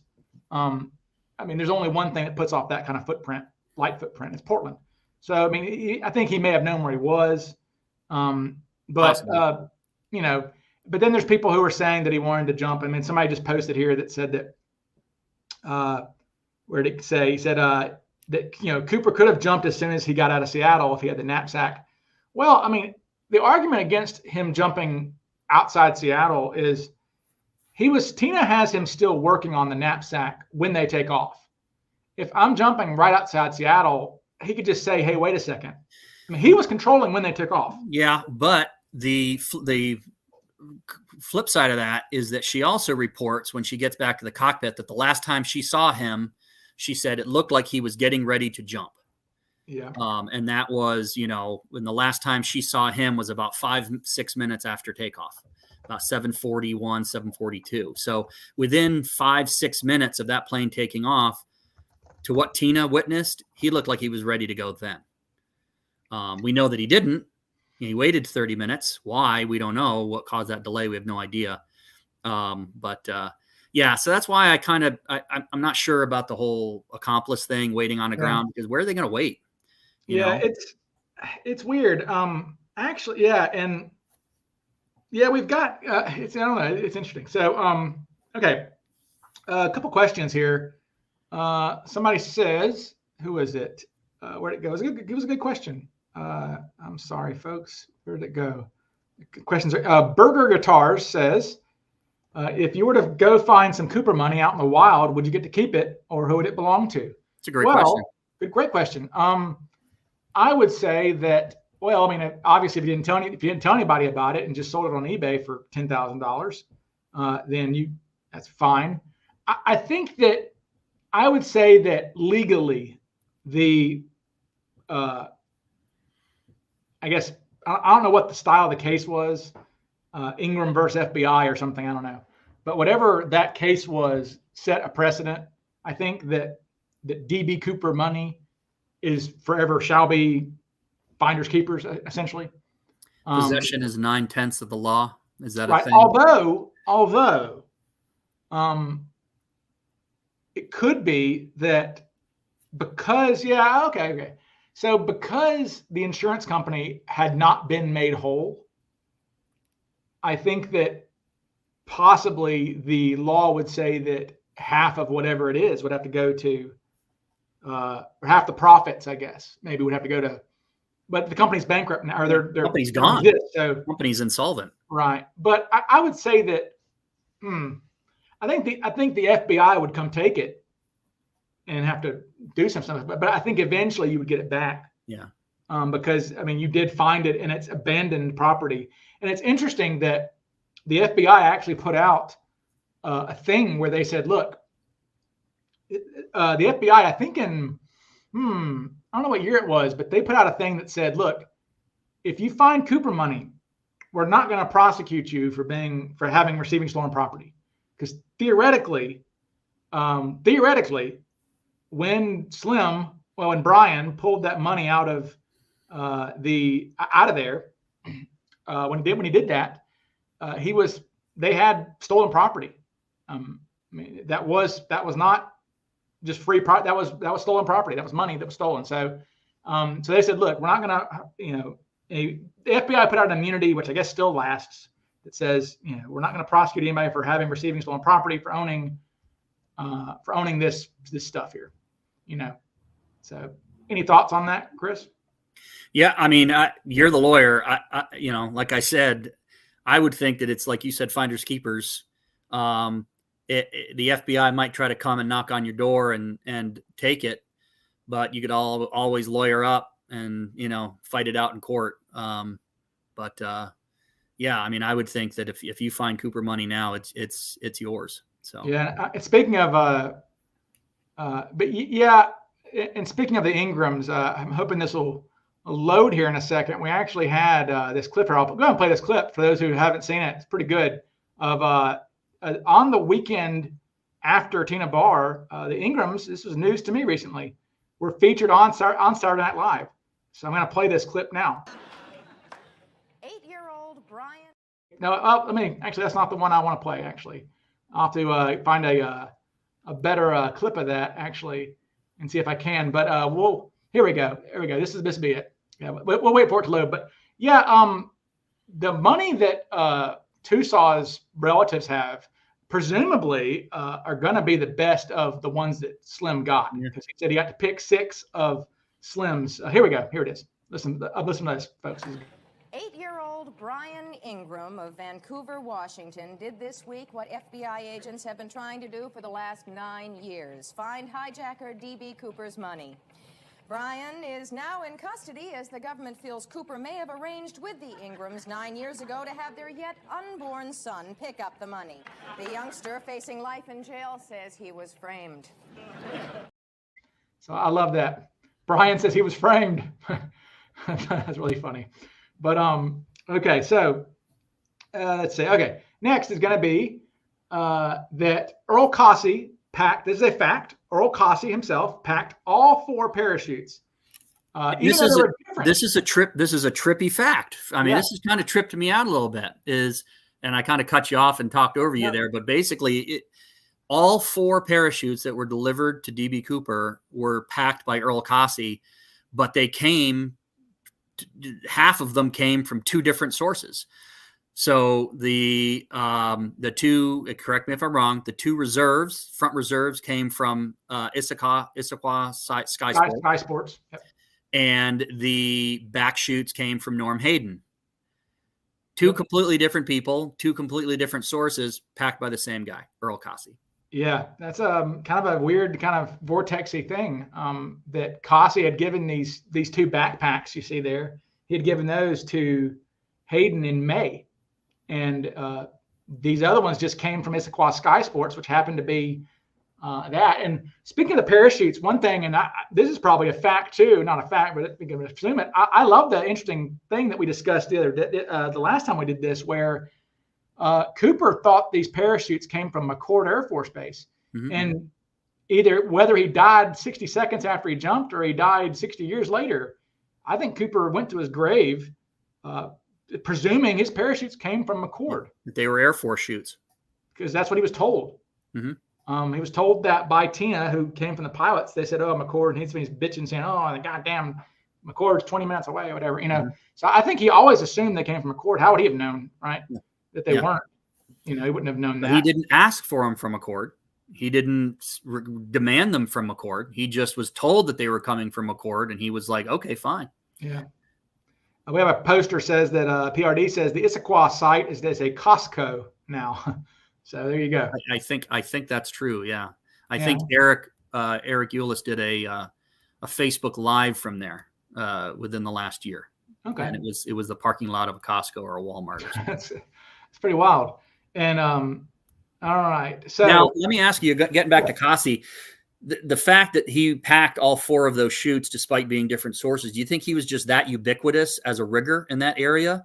Were there other riggers, or was he just kind of the lone guy, or was he just the top guy that you went to? I think it's just that the sport itself was so small. I mean, skydiving was such a little thing that he was the Seattle skydiving guy, I guess, Mm-hmm. Him and Lynn Emmerich, who owned Sky Sports, those were probably the 2. Kind of like Lyle Cameron was the dude down at Elsinore, right? Yeah. And it makes sense why the FBI relied on Cossey so much for parachute information. Or I think down in Portland, Ted Mayfield was kind of a guy down there, So I think that they had. I mean, it was a niche. It was a niche thing at the time. So I don't think that there weren't that many of these guys floating around.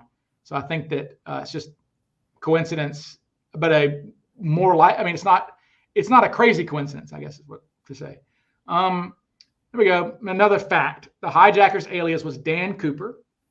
DB Cooper was a misnomer, a misinterpretation, or a jump in the gun, really. As Clyde Jabin heard them. Clyde Jabin was a reporter for maybe UPI or somebody like that, and he overheard. He was listening in on the communications, and they had a local Vietnam veteran out of Portland who died recently, actually. His name was Daniel Barry Cooper, and he was kind of a messed up PTSD guy, and he had been causing some trouble. And when the cops down in Portland were like, "Oh, Dan Cooper, we know a DB Cooper around here is kind of a misfit. His name's Daniel too. He's Daniel B. Cooper." And this guy overheard DB, and ran with it, and he wrote it down. I know what it was. And Clyde Jabin was not with UPI; he was with a local news. But the UPI guy, they all shared an office. The UPI guy, which is like AP, their article was going to be published 400 times the next day. He saw it on his desk and just stole the scoop, essentially, or stole whoever the UPI writer was. We don't know his name, I guess. He stole the scoop from whoever wrote it, from Clyde Jabin. And so the next thing, and this happened again too, with Michael Cooper, it caused a big stir with him. The passenger, Michael Cooper, people overhearing, people eavesdropping on police frequencies, reporters heard one of the FBI guys saying, "Hey, there's a Michael Cooper on the plane. boarded at Missoula. Why don't you call the Missoula agency and say, do they know do they know a Michael Cooper? And so they called the Missoula FBI. And but somebody overhearing that put out something that said, oh, the FBI is looking for a Michael Cooper in connection to the hijacking. And of course, Michael Cooper was a high school teacher who had to go to Seattle to go pick up a car. It ruined his career, didn't it? Didn't it seriously affect his teaching career? Almost. Yeah. It wouldn't say ruined it, but he had sketched off. So Michael Cooper had sketched off from work early that day. He was a teacher in Missoula, and he didn't tell his bosses he was sketching off. He just told his buddy, he said, hey, we covered my last class, which was like a study hall or something. And the guy said, sure, I'll do that. And so we got on the plane and went there. And he actually got to his sister's apartment and turned on the TV. And he said he saw a scroll that said FBI looking for Michael Cooper. And he was like, this is far out. I don't even believe it. He just turned the TV off. And there's no cell phones. But his wife, of course, is getting blown up back at home because everybody's calling saying, oh, my God, Mike's on the news, And so it lasted about a day that Michael Cooper was wanted for the hijacking. And and the thing is, his bosses, it's kind of creepy. I mean, all his bosses could say was, well, he left early that day and he didn't tell us why. And that kind of sounds suspicious, right? And when he got home, though, it all worked out. But he asked his students, he said, look, how many of you believed I was the hijacker? And he said about half of them raised their hands. And he said, this is just the power of the media, right? Like, you know me, I'm not a hijacker, but you believe what you hear. Yeah. That's And the getting back to our original point as the Dan Cooper versus DB Cooper. Dan Cooper was the name that he provided to the ticket agent, and it wasn't DB. And the FBI actually used Dan. I mean, in the FBI files they referred to the hijacker as Dan Cooper, and I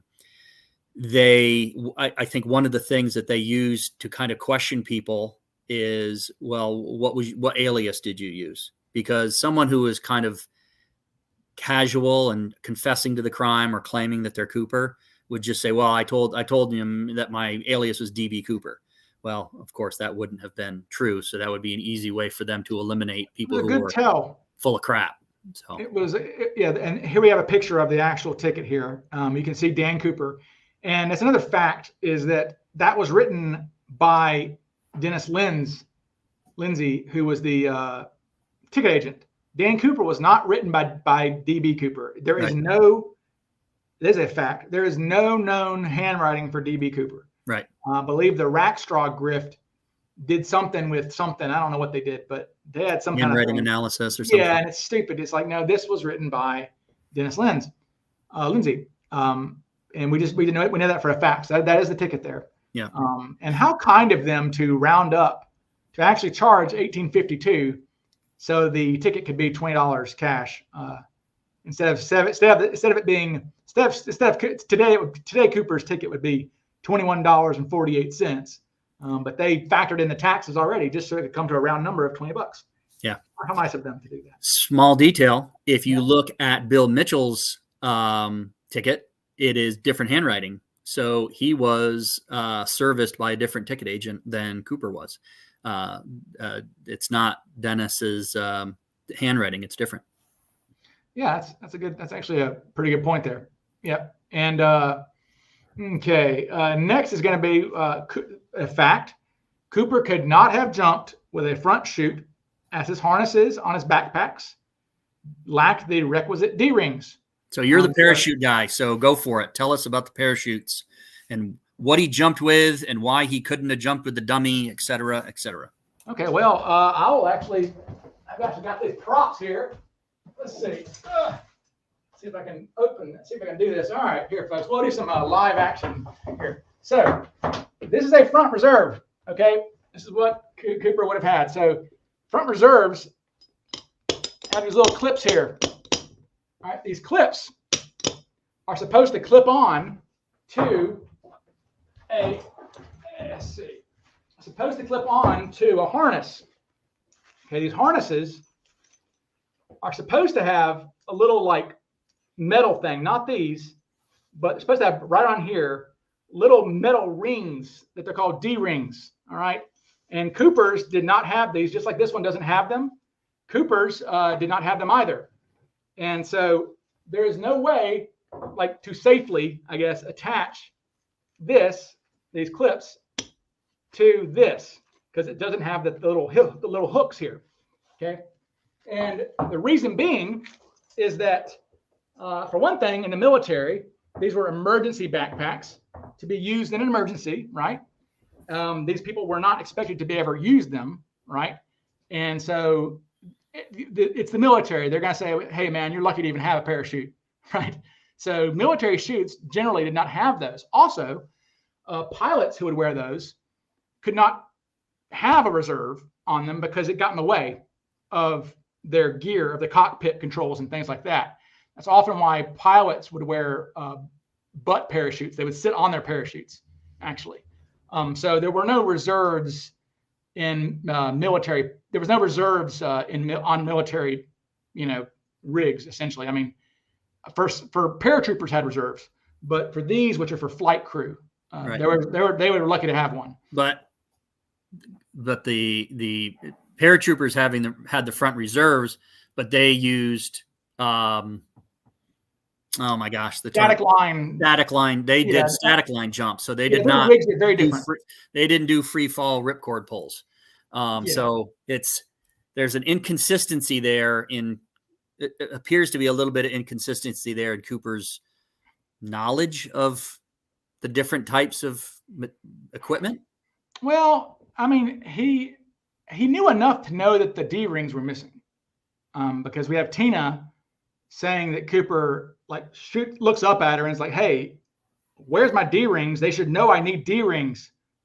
If I'm requesting reserve chutes, why are you giving me these things I can't even attach? It's like you're giving me something I can't use. They should know this." And he was kind of pissy about it. But also in another way, though, you're right. If he thought they were coming from the military base, then he probably should have assumed that they would. I mean, if he had been a guy who had worn one of these for Air America, perhaps, whatever, then he would have known that these didn't have D rings. So it's kind of weird. His knowledge is strange. Yeah, and the reserve that's missing was the dummy chute. It didn't work. It was sewn up. It was not a working chute. It was used to train or teach at Issaquah Sky Sports. So it was a dummy. It was useless. But it's the one that's not on the aircraft. So why, if Cooper couldn't use it, if he goes and he's like, God, I can't attach this to this is worthless. Why take the time to throw it out the back of the air stairs? Why not just leave it on the air? I mean, it's useless. What's pointless? What? I don't know. I mean, he may have used it for something. I mean, maybe he tried to jerry rig it and kind of use the paracord maybe to do it. Look, I mean, you can look. I mean, I don't know. I mean, you can kind of clip them. I mean, there are ways you can clip them onto. I mean, you can kind of clip them a little bit sometimes onto some of these things, but I mean, they're gonna come off when, if you open the pair. I mean, basically, yes, he could have somehow jumped with the dummy, but he wasn't jumping with it intending to be a parachute. Yeah. Right.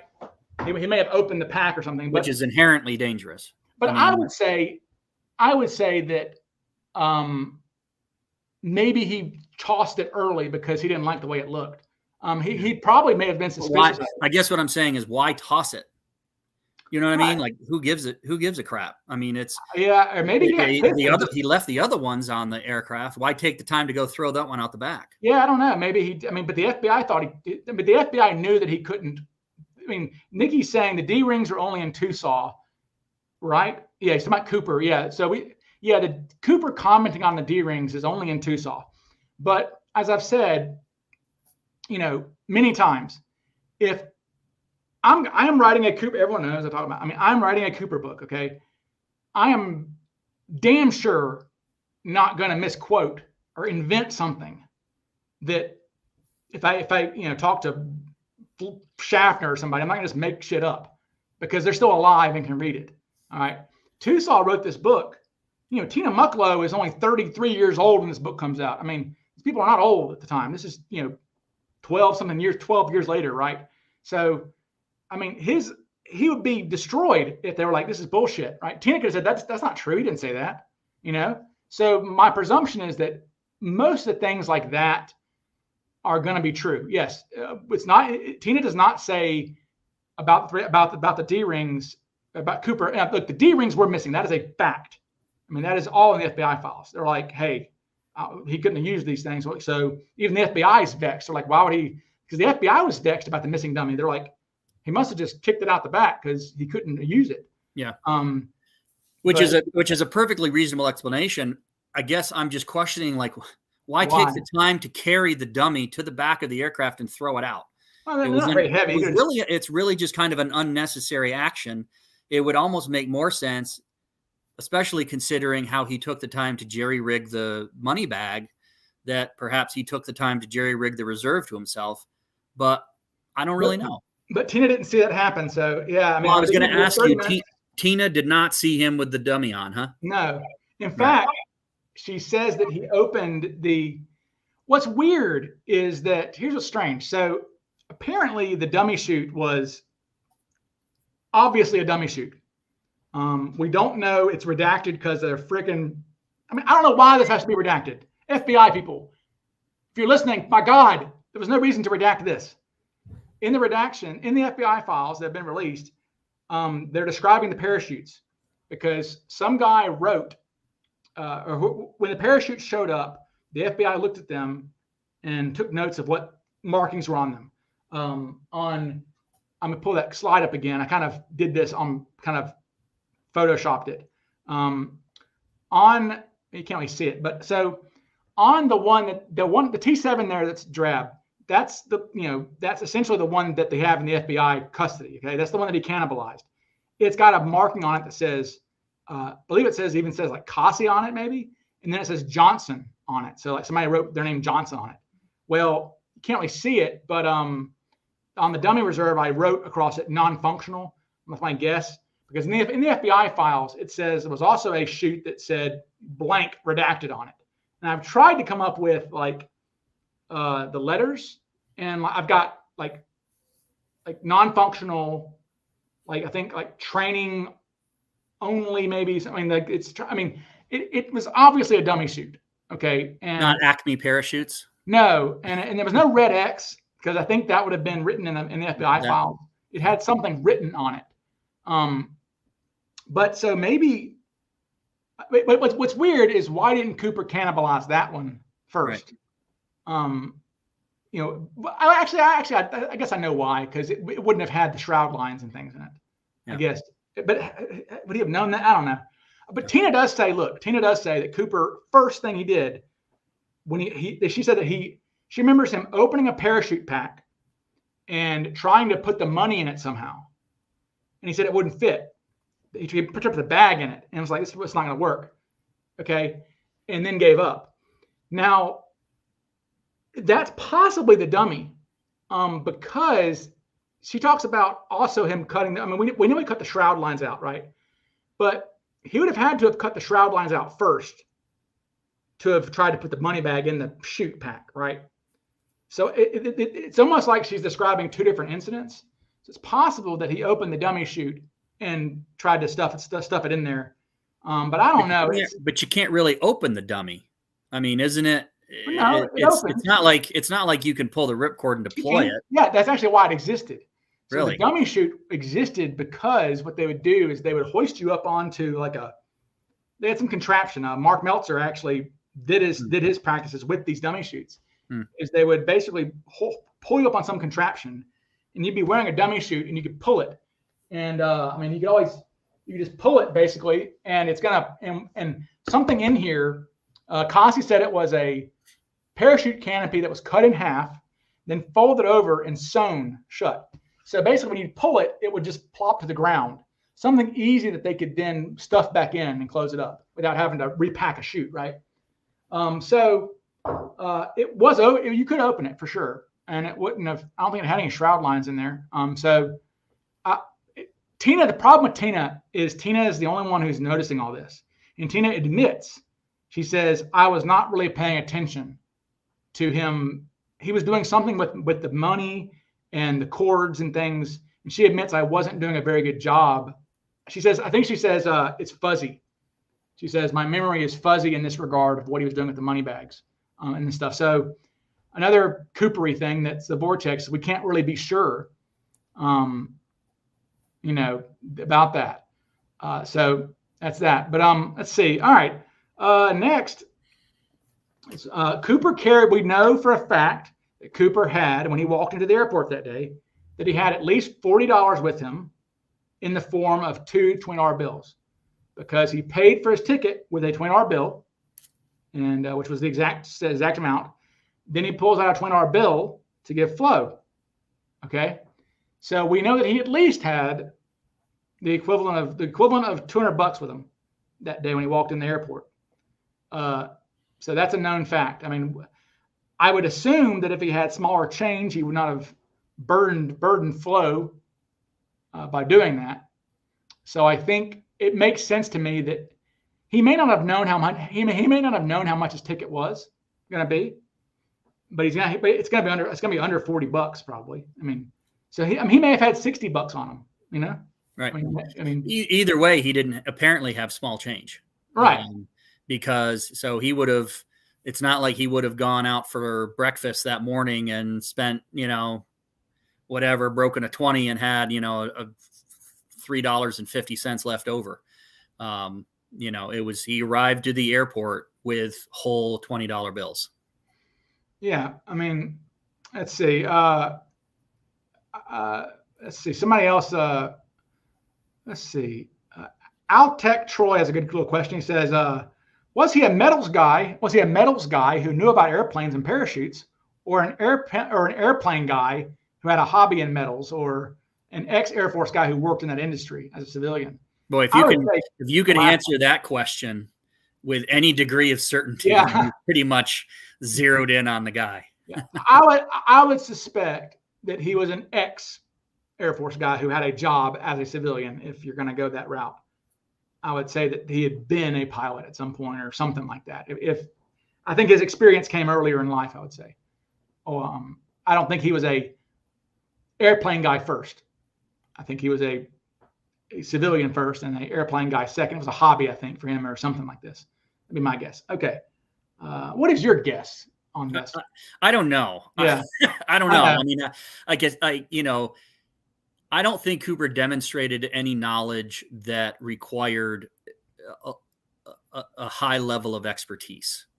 I really don't. I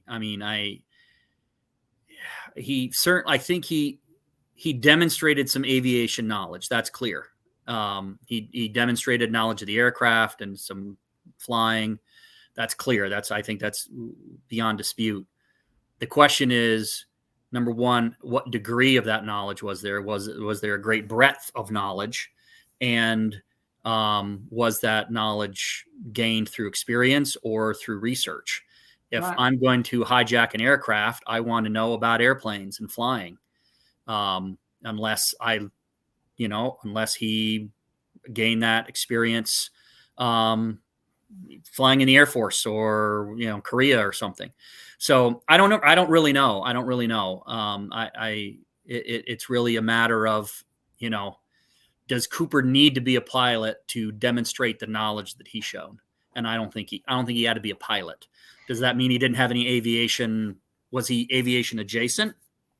I don't know. All the other copycats were. I mean, helicopter pilot and flight crew and bombers and things like that. Well, but remember, what I just sent you earlier today on Melvin Fisher. Yeah, he's knowing about vortexes and things. Right. And, right. Yeah. VORs and knew them by name, and Cooper didn't demonstrate any of that knowledge. No, and Melvin Fisher had only been in the Air Force in World War II, so 25 years earlier. When you shared that with me, my first question was, how did he learn about VORs? Research, I guess. He had just research. So, I wonder if Cooper was the same thing. Does that mean Cooper wasn't a pilot? No, I don't know. I really don't know. I don't know. I just think we need to caution ourselves and really kind of look at his breadth of knowledge and number one, where did it come from? And, how big how much knowledge he really knew. So I don't know. Yeah, and I mean, yeah, it's funny. Here's Nikki has a good quote. It says Mark McNally was able to stabilize himself at above terminal velocity just by reading some books. And he learned about skydiving at the library. So Yeah, I mean, yeah, and the thing is this, when I tell people, well, we don't really know. He could have learned this by doing research. It's like, well, Cooper wouldn't have known that just by reading a damn book. Well, yeah, that's true. It's not just reading a book. If you're going to research this, it's more than just going to the library. You're going to visit airports. You're going to take flights. You're going to talk to pilots. You're going to talk to parachute people. It's like any heist. I mean, we've seen Oceans 11 and 12 and 13, and all of that involves doing research on the place that you're going to get the score on.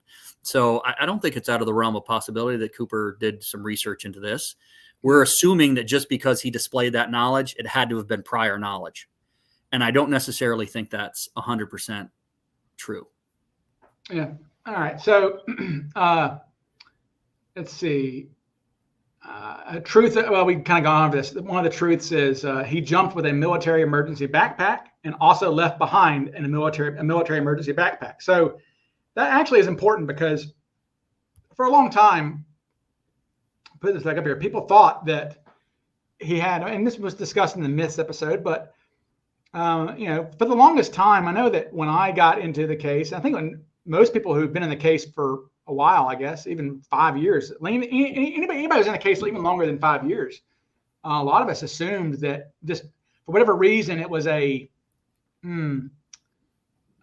was not a myth, but it was almost known in a way. It was accepted that Cooper was given a military parachute backpack and a civilian skydiving backpack, and that he chose the military backpack. So endless debates on the forums about, what was, he must have been a paratrooper. Years of this. Yeah. And now we know that, hey, that one there, that tan backpack there, right there that's a photograph of the real one that he did not pick. And that is a World War II military backpack. In fact, so the one he chose, if Cossey's right and says it was an MB6, was a much more modern military backpack so he actually chose the newer version of it. So it's actually backwards. He didn't choose a crappier one, he chose a better one. But the newer one did have a more comfortable strap, right? A civilian or a luxury strap. Is that? No, the older one did. The older one did. Okay. The older one had a better harness on it. And so, because I think that's where the confusion came in when it came into like luxury style civilian. The harness, right? Is what they're talking about essentially. Right. And I think that got extrapolated into this fancy luxury sport parachute that, and that where the narrative became that, in his escape vehicle, he chose a dump truck over a Lamborghini. And right. I don't think that's correct. Right. And let's see. All right. Next one is, yes, Tina Mucklow fact. Tina Mucklow brought the money on the plane herself. Okay. There is, I guess it comes from, I think it comes from a mismemory or something from Larry Feingold, who maybe told Bruce maybe, or somebody that two FBI guys came on the plane with the money, which is just preposterously wrong.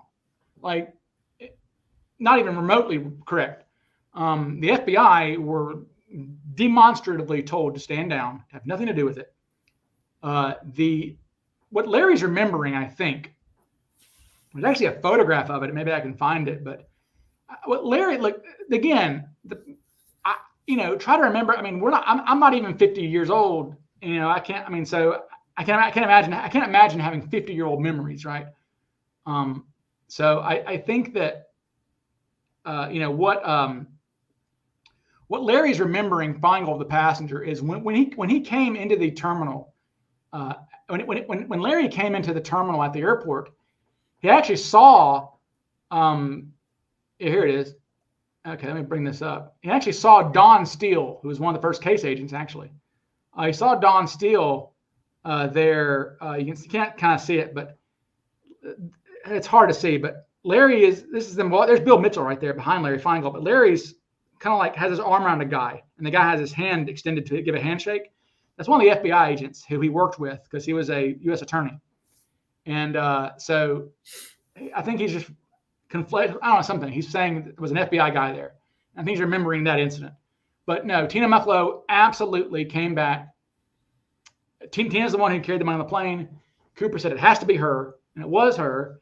And we have all these, I mean, we have real-time audio of them saying, okay, she's coming out here. We even have, a transcript of Al Lee, who was the guy who handed the money to her, saying, hey, that girl who came down here to get the money, she was pretty sharp, wasn't she? I mean, so that is not even remotely real. Now, let me ask you a question. Tina left the aircraft. Did she walk to the Dodge Dart that the parachutes and money was located in, or did Al Lee meet her at the bottom of the stairs? I think she must have walked to the car. That'd be my guess. That's a bit of a distance. Yeah, I guess about 100 yards, you think? No, God, no. No, you've seen that picture. I mean, no. No, you've seen.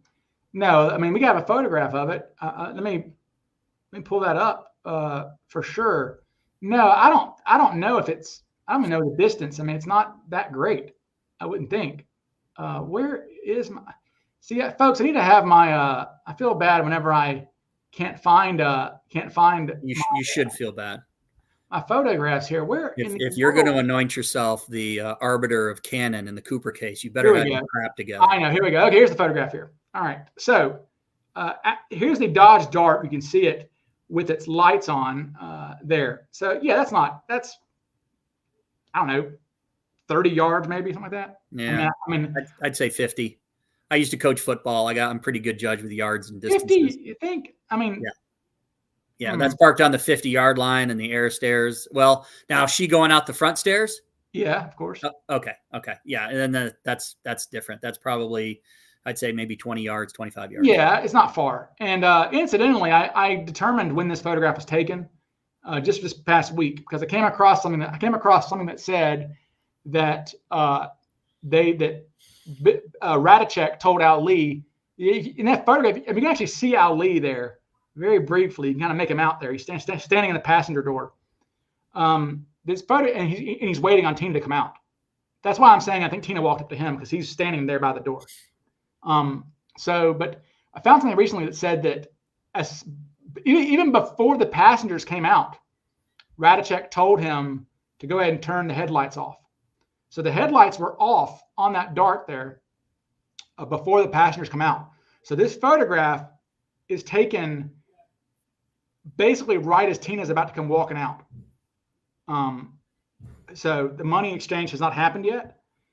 And interestingly enough, actually, I determined that so this photographer is still alive. And I came across something, I think Flyjack gave it to me, to where this photograph was taken with a 4-minute exposure, which is interesting because so basically what that means is that everything, think about like the people who had to stand still in the old days for a photograph. They would stand still for 10 seconds, but in the 1860s, right? This is a 4-minute exposure. So, and that's kind of why Al Lee looks a little ghostly because he's moving around a little bit. So he's blurry. So Tina may actually be in this photograph, but because she's walking, she's not going to be picked up because she wasn't standing still long enough for it to be picked up. Yeah. Yeah, so that's kind of a cool thing. I tried to call the photographer. He's still alive. I tried to call him to see if we can provide some information on this photograph. One of the things I'd like to know is what was the vantage point where this photograph was taken? Well, so it says that I don't know the nomenclature, but it said that the photograph was taken with a 400 mm lens. So it's a pretty powerful telescopic lens, I think. Mm-hmm. So this may be from the air. I mean, close to the terminal, probably, maybe. Yeah. But yeah, it's a really cool photograph because it sucks because we know that DB Cooper is in that picture, and that's the only photograph we have of him that we know of. But we can't see him, of course. But that's a really cool photograph of that. Now, Tina had to take how many trips? 4? 4. Yeah, she carried one trip. No, 5. One trip each. So once for the money, once for each backpack. So one for the tan backpack, one for the green backpack. Then she carried on one trip. She was able to make. She carried both reserves on the same trip. Then she went back out to get the maps and the crew meals. So and 5. Yes. 5. All right. Let's see. Here we go. Final one that we have written down was that the cigarette butts were destroyed. That is a fact. That is not speculation. That is not. They weren't lost. And I will play my audio here from my clip here.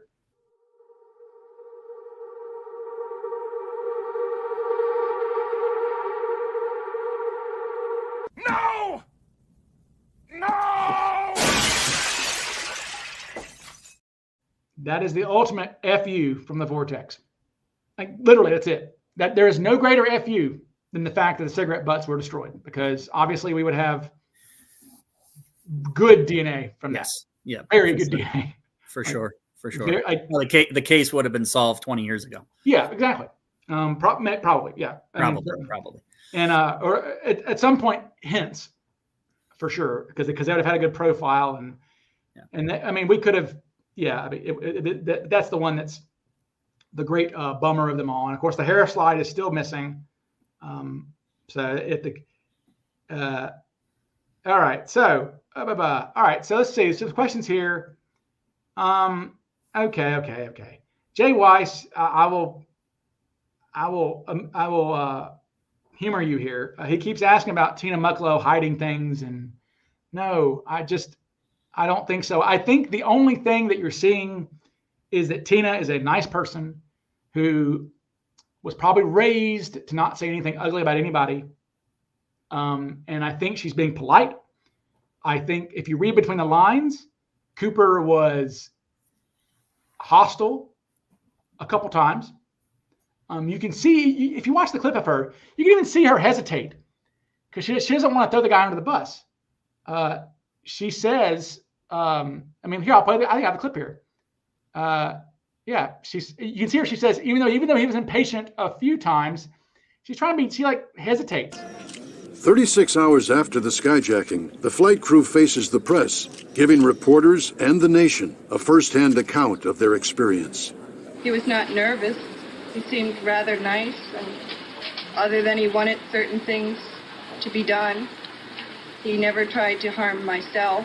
And although he was impatient a few times, he was never cruel or nasty or impolite to me in any way.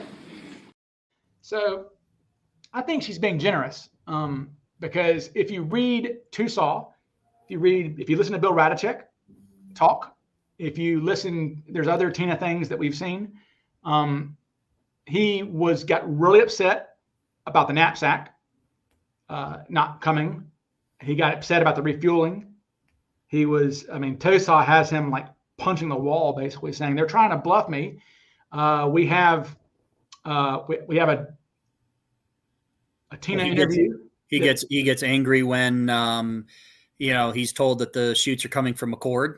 Yeah. And he's like, God damn it, 20 minutes, 20 miles. We have Tina herself saying in different places in some of these other interviews that people maybe have not seen, that she says, he says, they think I'm bluffing. I'll show them. She's like, oh shit, he kind of frightened her a few times. Yeah. He's described by the pilots in the transcripts as itchy. He's getting itchy. Getting itchy. So he's not as pleasant as, I think she's being polite, basically. I'm not saying he was an asshole like that, but I think he, like you said, he was impatient a few times, but I think she's not saying, she's a real sweetheart. We know Tina's an empath. Tina said she prayed for Cooper on the flight. She goes into social work after leaving the airline industry. Her current, I think she may be retired now, but she was a social worker. She organized soup kitchens and things. She was a nun. She was a good person. And in reviewing the FBI files, there's everything to indicate that she was fully cooperative. Yeah. To the point that she called the FBI and said, you know what, I'd like to be interviewed again because I think I may have overlooked a few things. So there's no suggestion that she was being evasive or deceptive, nothing like that at all. She was fully cooperative. The FBI was fully satisfied with her cooperation as a witness in the case. Yeah, I just don't. I don't like that. I think that, and I think I've explained before that some of the things about Tina and Cooper being improper in the rear of the plane, that all comes from a Hustler article. So there you go. There's a Hustler article written about Jack Kofelt back when the Kofelt grift was going on. I would say the Kofelt grift and the Rackstraw grift are the two biggest grifts in the Cooper history. Kofelt was basically the Rackstraw Colbert grift back in the 70s. So it's a lot of just dodgy things being printed and things like that. Yeah. So that would Tina's the victim here. Tina's she's not a villain. She is the victim of a bad dude who perpetrated a crime. So okay. And just for clarity, yes, her brother-in-law was an FBI agent, but and so people were saying, oh, maybe that means something. I don't think it means anything. I think it just it was what it was. There's lots of FBI agents. I don't think that meant anything. No, there's nothing improper about Tina. Not at all. Let's see. All right. There were some questions that I'll get to as we wrap up here. This is one of our 2.5 hours, one of our shorter shows, actually. Well, that's because it's about truths and certainties, right? Yeah. Oh, I like this. It's funny. Imagine if Cooper had hijacked Ryanair, then they would have charged him for the crew meals. That's like, for those who don't know, that's like ValueJet or something in Europe. They have Ryanair. It's like Spirit Airlines here. Yeah, Spirit Airlines. Yeah, there you go. I guess I think ValueJet. I think they crashed and they went out of business. Would have charged him for the 7 cigarettes. It wasn't ValueJet the one that crashed in the Everglades? Yeah, actually, there was a fellow that I knew I went to college with at the University of Miami. He was aboard that flight and died. Oh, damn. Yeah, he was a friend of my wife's, and I knew who he was. So yeah. Geez, that's ValueJet. Yeah. In fact, my wife and I, we were engaged at the time. We were still in college, and we were driving up the expressway on her way to her mother's house, which is north of Miami, and it was mere less than 10 miles to the west of us as we were driving up that expressway when that aircraft crashed at the same exact time. We didn't see anything, but it was something else. Damn. Yeah, that's no good. Let's see. I want to see if somebody had. That's a good point, Mary. Mary says also it could be that Cooper was less nasty to her personally than she must have feared, and maybe she imagined him that he could be. At one point, she may have well thought he was going to force her to jump out the plane. Yeah, that's a good point. Yeah, that's a good thought. That after it was over with, she goes, "Okay, he could have been a lot worse." So she's not going to throw him under the bus and say he was a prick, Yeah. But none of the hijackers were particularly pleasant. They were putting people through a really ugly. Hanneman probably behaved the worst, right? Threatening to blow people's brains out and stuff. It's weird. Hanneman's weird. But sometimes you'll see it written that he was nice and courteous, and then sometimes you'll see him being a maniac. Rob Hetty probably is the one that scared the shit out of people the most. Rob was literally, I think, maybe 2 weeks back from Vietnam, from combat. That's the problem with the reason our Vietnam veterans, one of the main reasons why they had such issues is with coming back is there was no depressurization. So our guys in World War II, they were signed up to serve. So when you signed up in World War II, when you signed up to be in the military for World War II, you signed up for the duration plus 6 months. So you ran it as long as the war lasted plus 6 months. So all those guys in World War II, they had 6 months or usually a little bit less, but they had time to just hang around and decompress and just whatever. Yeah. You see that in that show, Band of Brothers, right? A famous show about the Easy Company in World War II. They spent a lot of their time hanging out at like a castle. Playing baseball and swimming in the lake. And right. Yeah, they had time. So Vietnam, Rob Hetty gets on a plane. He's back in America when literally 24 hours earlier, he's like holding an M16 in the jungle. Yeah. And so he and was then 2 weeks really, later, he's walking through an airport, potentially getting insulted and spit at, and yeah. you know, And by so anti-war protesters and whatnot. yeah, So Rob was in a real, and by all accounts, Rob's a really nice guy, a really calm guy, but he was really in a bad headspace, and he actually jumped a gate. He didn't buy a ticket. We were joking in one of our chats about, for those who don't know, the Leroy Jenkins meme. You know, Leroy Jenkins, let's do this. Is that Rob Hetty was a lot like that. Rob Hetty jumped a gate, already wearing a parachute, jumped a gate at Reno, ran across the runway. He saw a 727 being boarded up the rear, and ran up the stairs as they were boarding. And they were going, "Holy shit!" You know, this guy just comes, ah! He wearing a mask, wearing like a hood, like a lynch mob mask, right? Had holes in it, and he had a 357 Magnum. It's a big old gun, right? So Hetty's like, "I'm gonna kill everybody." You know, he's the bank robber essentially.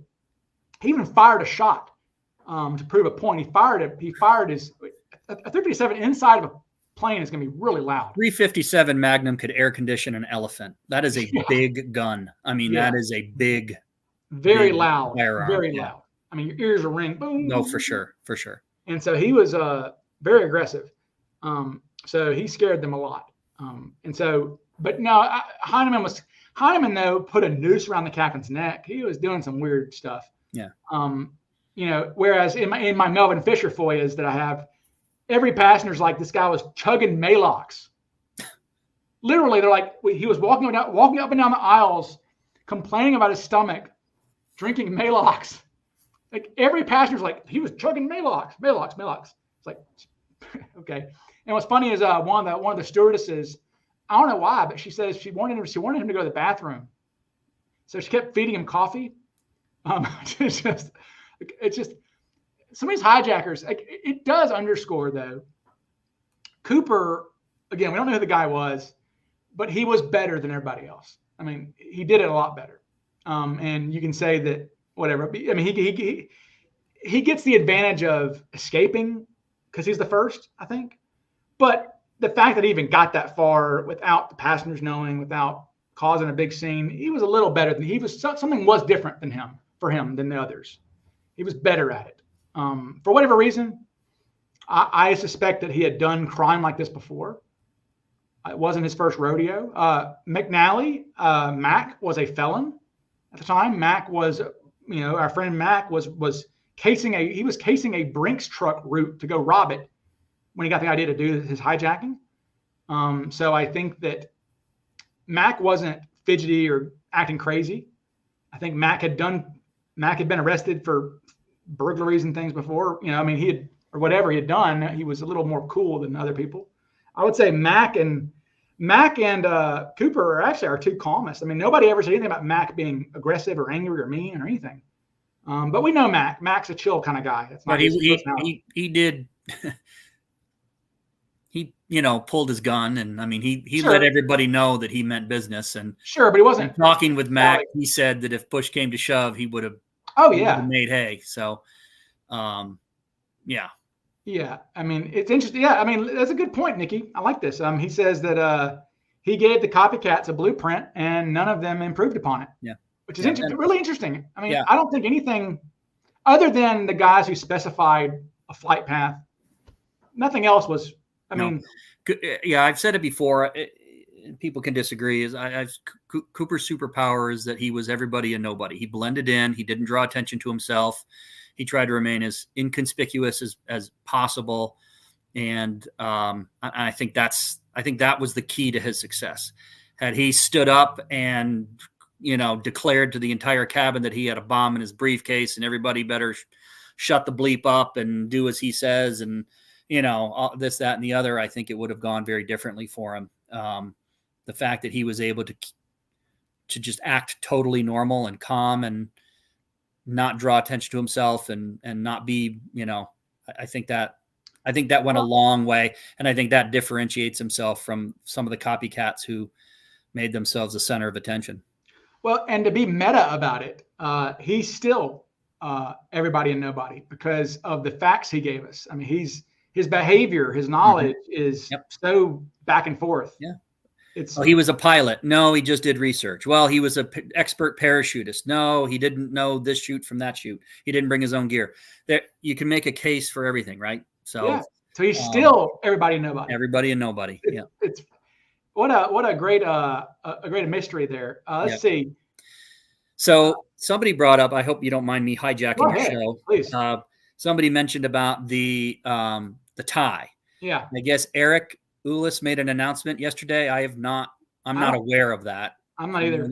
I think as far as I know, the tests on the tie are ongoing, and I don't think we have any more information on that. Okay, what about different things? Okay, so there's two different. I mean, there's DNA testing on the tie, and then there's the stubs. The Macron is reanalyzing stubs. This is about the DNA.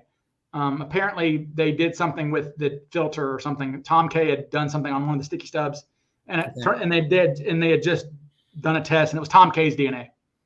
So the DNA they recovered. But that was the one for Eric's documentary, I guess.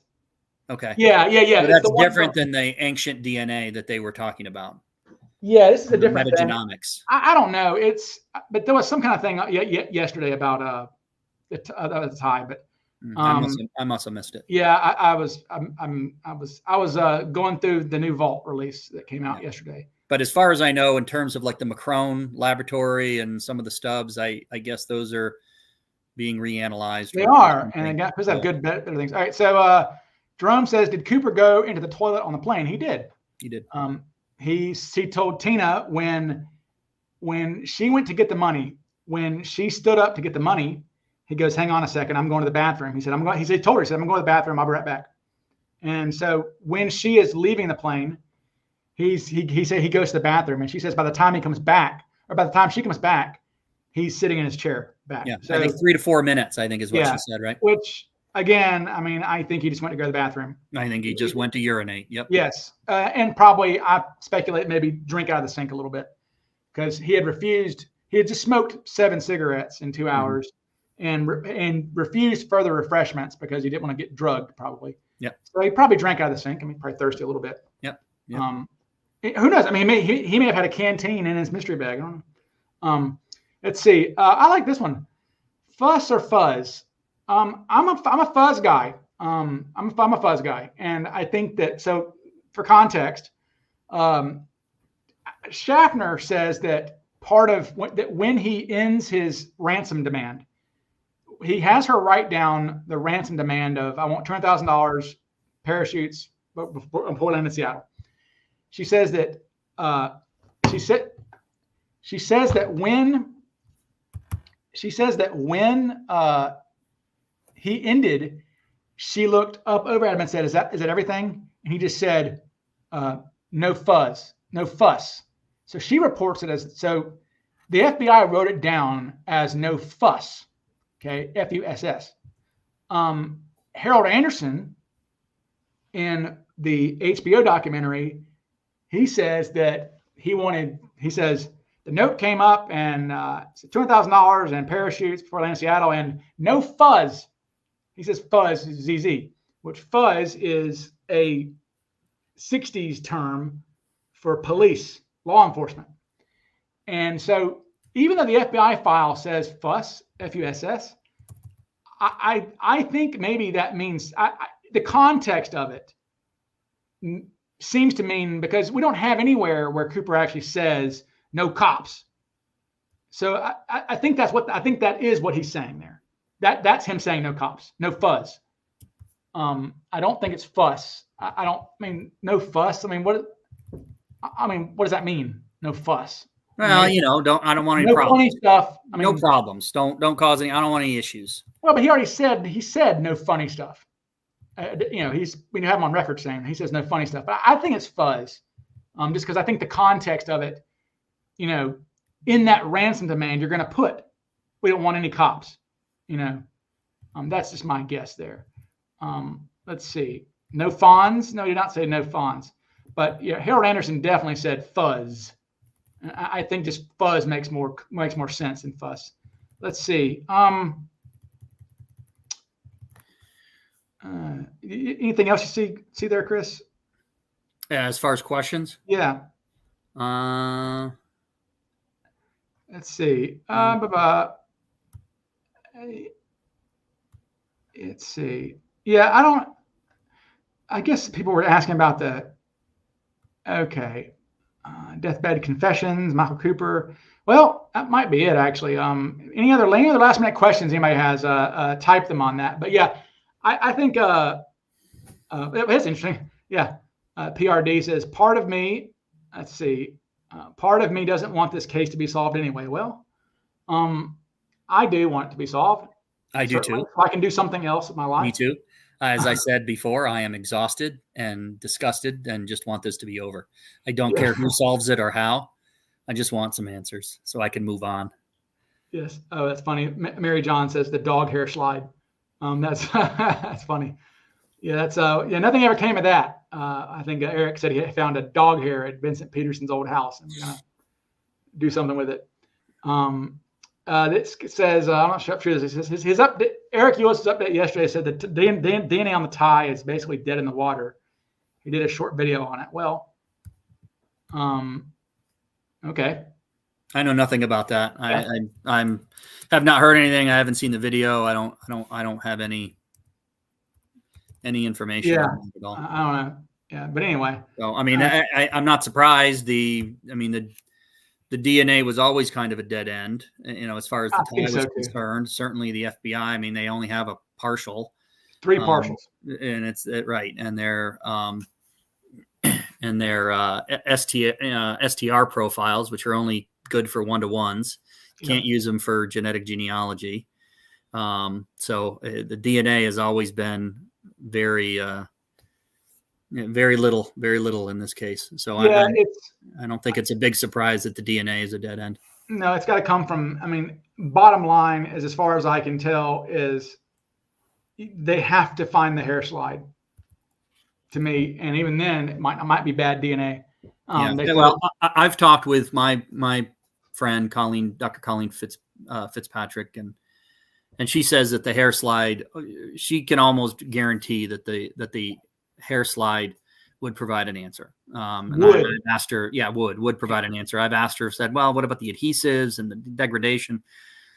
She's like, no. She says, I can almost guarantee you that we would be able to get some DNA out of those hairs with the technology that we have now. But Here's Jerome says, can you talk about dinosaurs for a while? That was good with Tom K. It was, man. I'll say my favorite dinosaur joke is I heard a kid. There was this thing where it was an interview session with Noel Gallagher of Oasis, and this little girl asked him. She says, "Hey Noel, who's your favorite dinosaur? Or what's your favorite dinosaur?" And like this, he goes, "Phil Collins." What's your favorite dinosaur? Phil Collins. So, Chris, what is your favorite dinosaur? Well, I can tell you my least favorite dinosaur is a velociraptor because they got so much play. They were like the Scrappy Doo of the dinosaur world after Jurassic Park, right?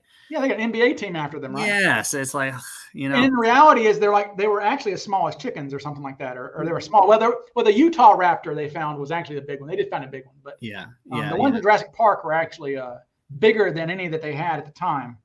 I would say mine is probably the plesiosaur. Have you ever heard of that one? Oh, that's the Loch Ness Monster. The Loch Ness Monster one, because I grew up on Lake Champlain.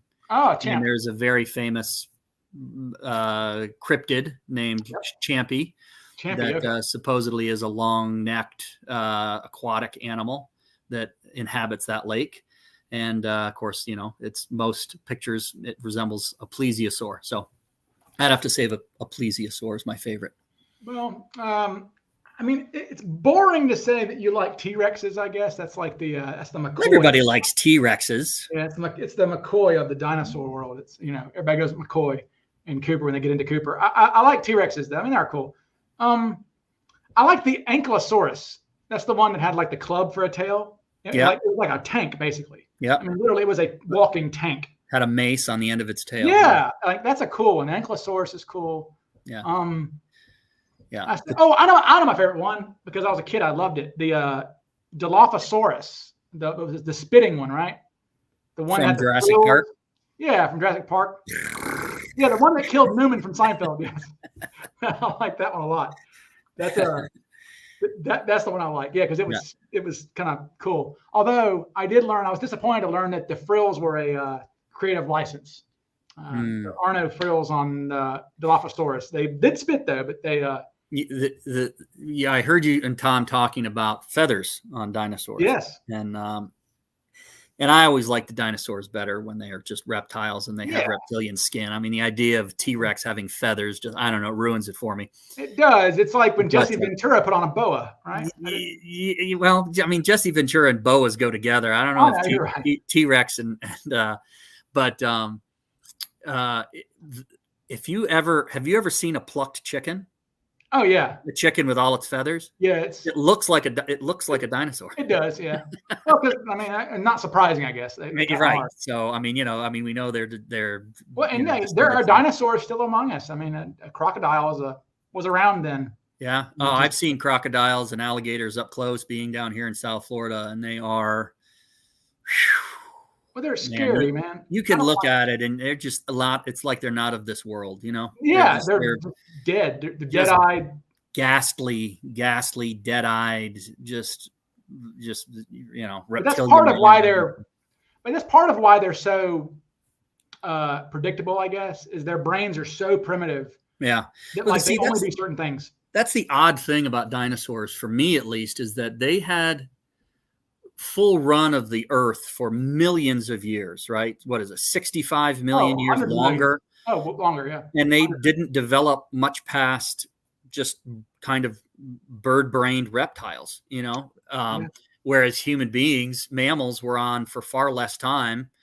And here we are with fully developed, I feel like sentient something brains. I believe that they've actually discussed this, and I think that it has to do with cooked meat. Oh, yeah. I think that cooked meat, for some reason, provides the brain with like proteins.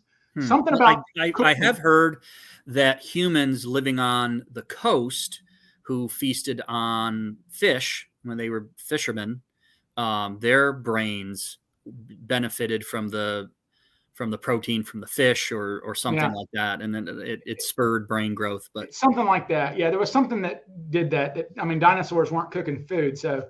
Right.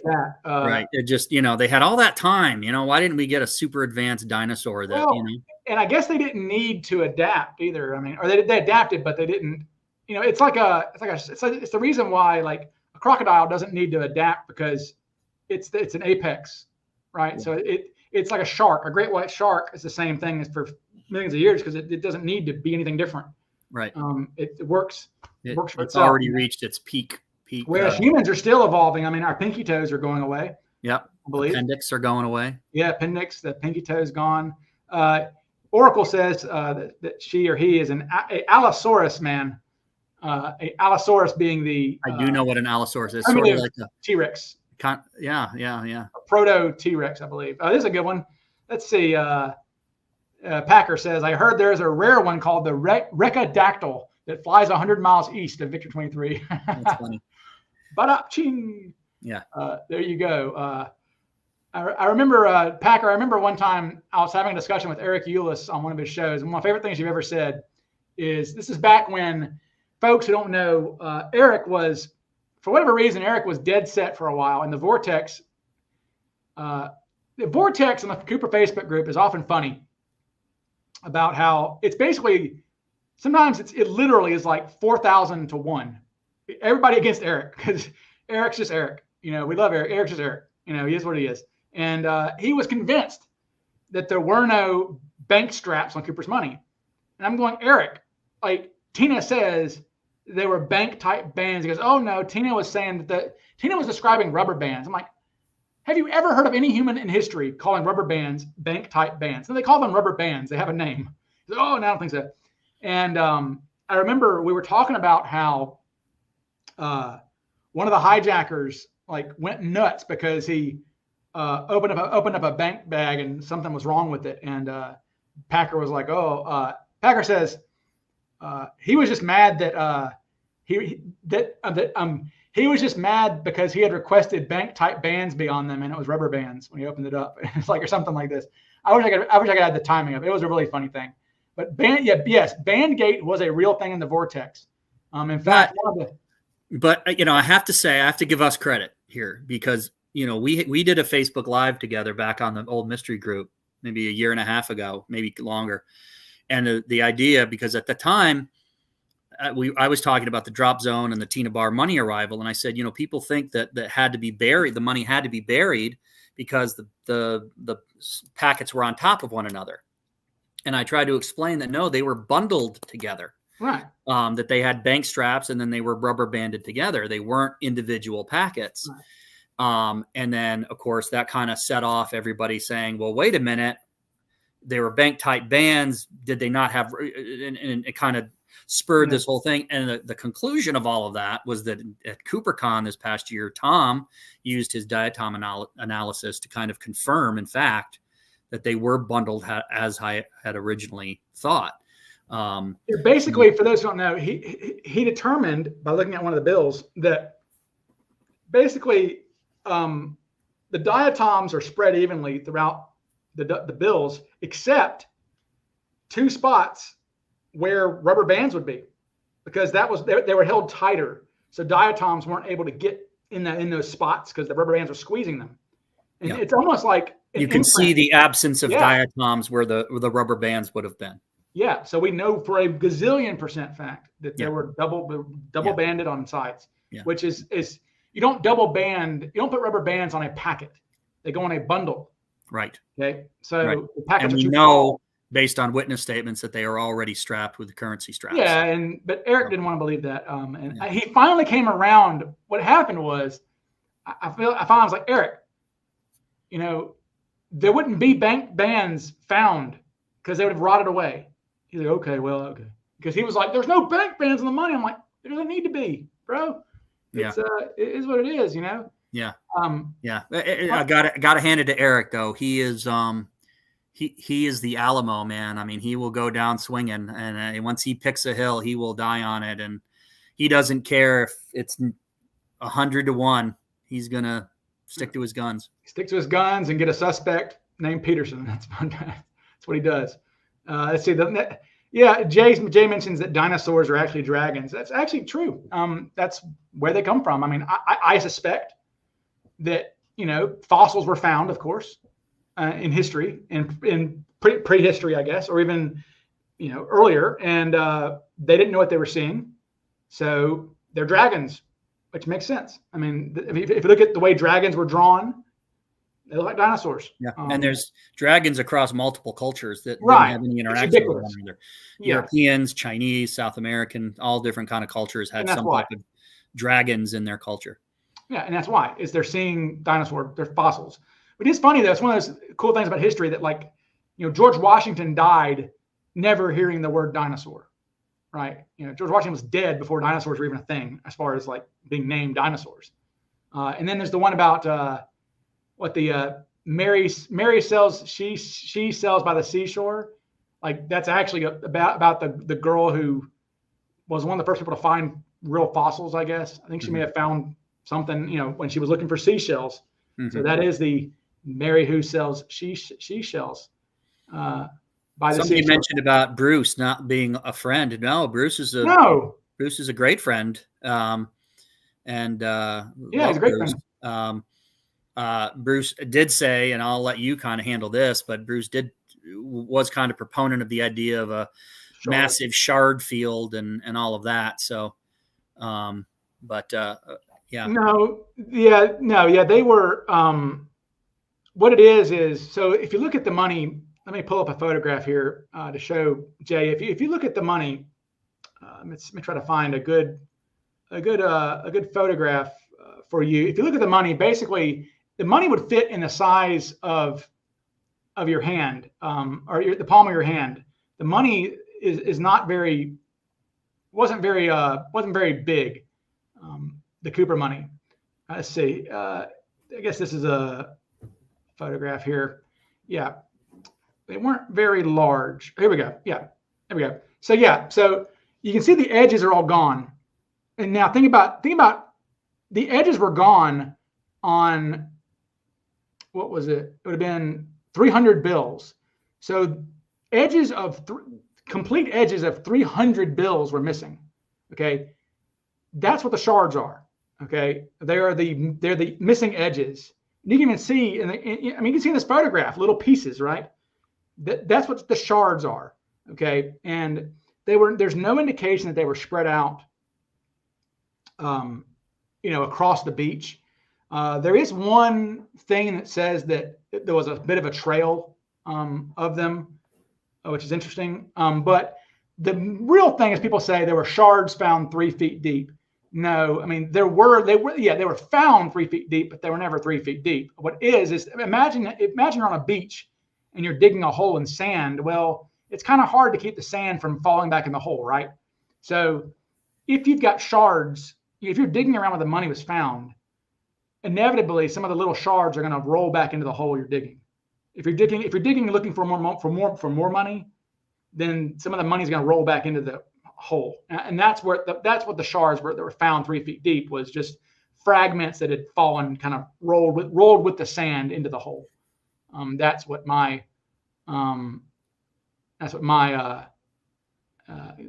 I do it. So they didn't like the Cooper. No, okay, you're asking because Jay's saying it sounds like we didn't like Bruce. No, we love Bruce. We're both good friends with Bruce. No, the issue is that Bruce, a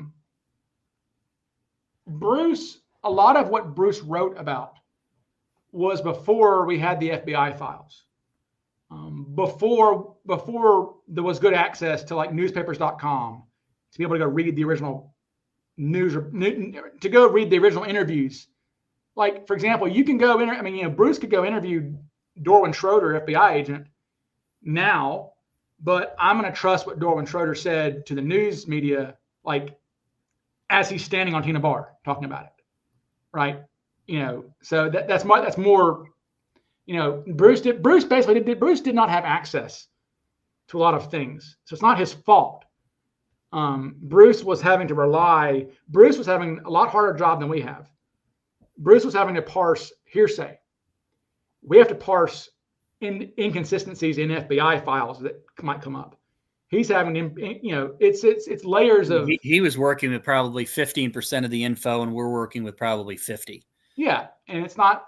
And so when we're saying Bruce is wrong, it's not like he's wrong. It's that he was, and Bruce is great. Bruce goes, I didn't know that. Bruce is very willing to go. Bruce has been on your podcast before. So. And he's like, oh, I didn't know that. Interesting. Okay. I mean, I send him files. Hey, Bruce, and he's on board now. He just didn't know. So when we say Bruce, it's just that Bruce was so prominent in the vortex that what he said carried a lot of weight. Right. And so his misinterpretations are not misinterpretations. They're just, he didn't have the info. It's not his fault. Yeah. But yeah, he said money was found all over the shore. That's not true. I mean, there's no. Yeah. I mean, no. It was found in a specific location. Yeah, and we know that because of the FBI files and. Yeah, and just the reports from Tina Bar that are contemporary. I mean, again, it's like the FBI, they had no reason to play tricks and lie about what money was found. I mean, it just, they didn't care. I mean. And I think Jay also mentioned, I'll end on this. We're at 3 hours now. Jay said something earlier about, are there any more holdbacks? Maybe there's something no, there's not. The question is basically, is there something that the FBI could still use to identify Cooper?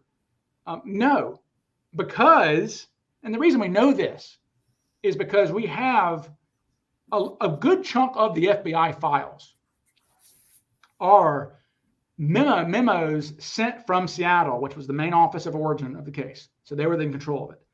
We have memos from 71, 72 that Seattle is sending to other FBI offices to try to catch the guy. Okay. If there was something, like, for example, the theory, the Cooper had cigarette stains on his finger. If that was real, that would be in there. Because these are documents to other FBI officers. Why would they they're not going to give a holdback on things they're sending confidentially classified. They're internal memos. Yeah. So there's there's nothing. The only holdback that we know of really. And it wasn't even, I'm not going to say it's not a holdback, because Dan Cooper was known as Dan Cooper. Sometimes you'll see articles from 72 where they're like, DB Cooper was actually Dan Cooper. This was known, but not really widely known, okay, because the internet wasn't around. So it was known, but the holdback was the tie. As the tie was not, the real McCoy book is the first time the tie got mentioned, and that was in like 1990. But the FBI did not acknowledge it officially until Larry Carr in, I guess, 2008. Yeah, in fact, in Radachek's speech to the Northwest Historical Center, he says, I just learned a short time, and this was in 2012, he says, I just learned myself a little while ago that Cooper left his tie on the plane. So not even Bill Radachek, the co-pilot, knew that DB Cooper had left his tie on the plane until the mid-2000s. And that was one of the things they said they wanted to be able to say, hey, what did you leave on the plane, yada, yada. And I question in my book, I actually question the efficacy of that, because it may have been a better strategy to publish the tie right away and its tie clip. Mm-hmm. You know, that may have been a better strategy to say. And I know that both those items were cheap and common, but it still may have jogged someone's brain. Oh yeah, my coworker wears that same tie clip. He was a paratrooper in World War II. You know, whatever. Yeah. I think it would have been more effective to have announced it. Now, there is one thing I want to ask Larry Carr when I get the chance, and he said this before, and I'm going to paraphrase him. I don't know the exact wording, but he said something to the effect of, if I spoke to DB Cooper today, or if I saw DB Cooper today, I would know that he was DB Cooper. Yeah. And I've often wondered if he was just kind of being, well, I would know just because of all of my information. I think that. Or if there is some characteristic of Cooper's that is so specific and identifying that as soon as Larry looked at him and spoke with him, he'd know right away. No. We thought that, but again, you get 45,000 pages and nothing about things like that. I suspect, and I should text him. I should send him a text, but I suspect that he's either being, cute, I guess, by saying that, or I would say, honestly, if I'm back in 2008, because he's saying this, well, he was saying that in 2016, I guess, but I actually think he said it at CooperCon this year. Yeah, I would say, yeah, he did say that. I think he's just repeating what he said. I would say, what did you do with your drink? I think that'd be a good one, because the spilling the drink thing is only found in Bill Mitchell's 302. I think. I don't think it's, I don't think it's in Tucson even. I think it's in Skyjack, but that's because Jeffrey Gray was reading the 302s. He does say that Cooper's supposed to drink a Skyjack. But I think, yeah, Nikki, I think he's just I think maybe he's blowing hot air a little bit. Yeah. That's kind of my take. He's also been quite, explicit that there are no more holdbacks. The FBI's not. Yeah, he said that. Yeah, he said that, and I have every reason to believe him. Again, there's nothing in the files. Okay? The case has been administratively closed. They're not investigating the case and haven't for 8 years. So, they really don't have any reason to. They're. No, Jay, you're not getting this. Jay, FBI not put wrong info out internally. Why would they do that? Why would they hamstring their own investigation by putting something out there these are internal documents, Jay. It's like the FBI lying to themselves. Yeah, why would they lie to themselves? This is me writing an email to Chris about the show and saying, "Oh, I'm sending him the wrong show link or something." Like, why would I do that? Like, they're trying to catch the guy. This is an embarrassment, and that's not the problem. I'm getting my bit worked. I'm getting all sweaty here. Like, we need to cut it short. We need to stop now before you have a I'm getting upset because it's like you're going to stroke out. Like I've done when you stare at 45,000 pages. Yeah. There's no obfuscation going on. No.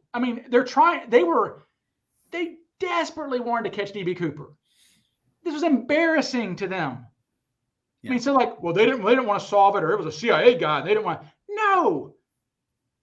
They hated that they didn't catch him. And why would they send a memo to the Jacksonville FBI office that doesn't include, you're looking for a guy with cigarette stands on his finger, or a guy with a facial tick or something like that, right? Yeah, it's Yeah, one thing to put out misleading statements to the press. It's another to put misleading statements to your fellow agents. Yeah, right. And look, we have them being misleading. In fact, them talking about Cooper dying all the time, except for Larry Carr, was generally misleading because the sense is that they thought he lived. If you read the files, they're pretty sure he got away. Okay, and talking to the guys myself, they say he got away. They thought he got away. In fact, Larry Carr is the only FBI agent I've ever spoken to, and the only one I've ever read about who's internal. I mean, you read their internal memos. Their initials are at the bottom. I know Eric Ewis said he wasn't a smoker. You don't know what to believe? He was a smoker. No one fake smokes. Right.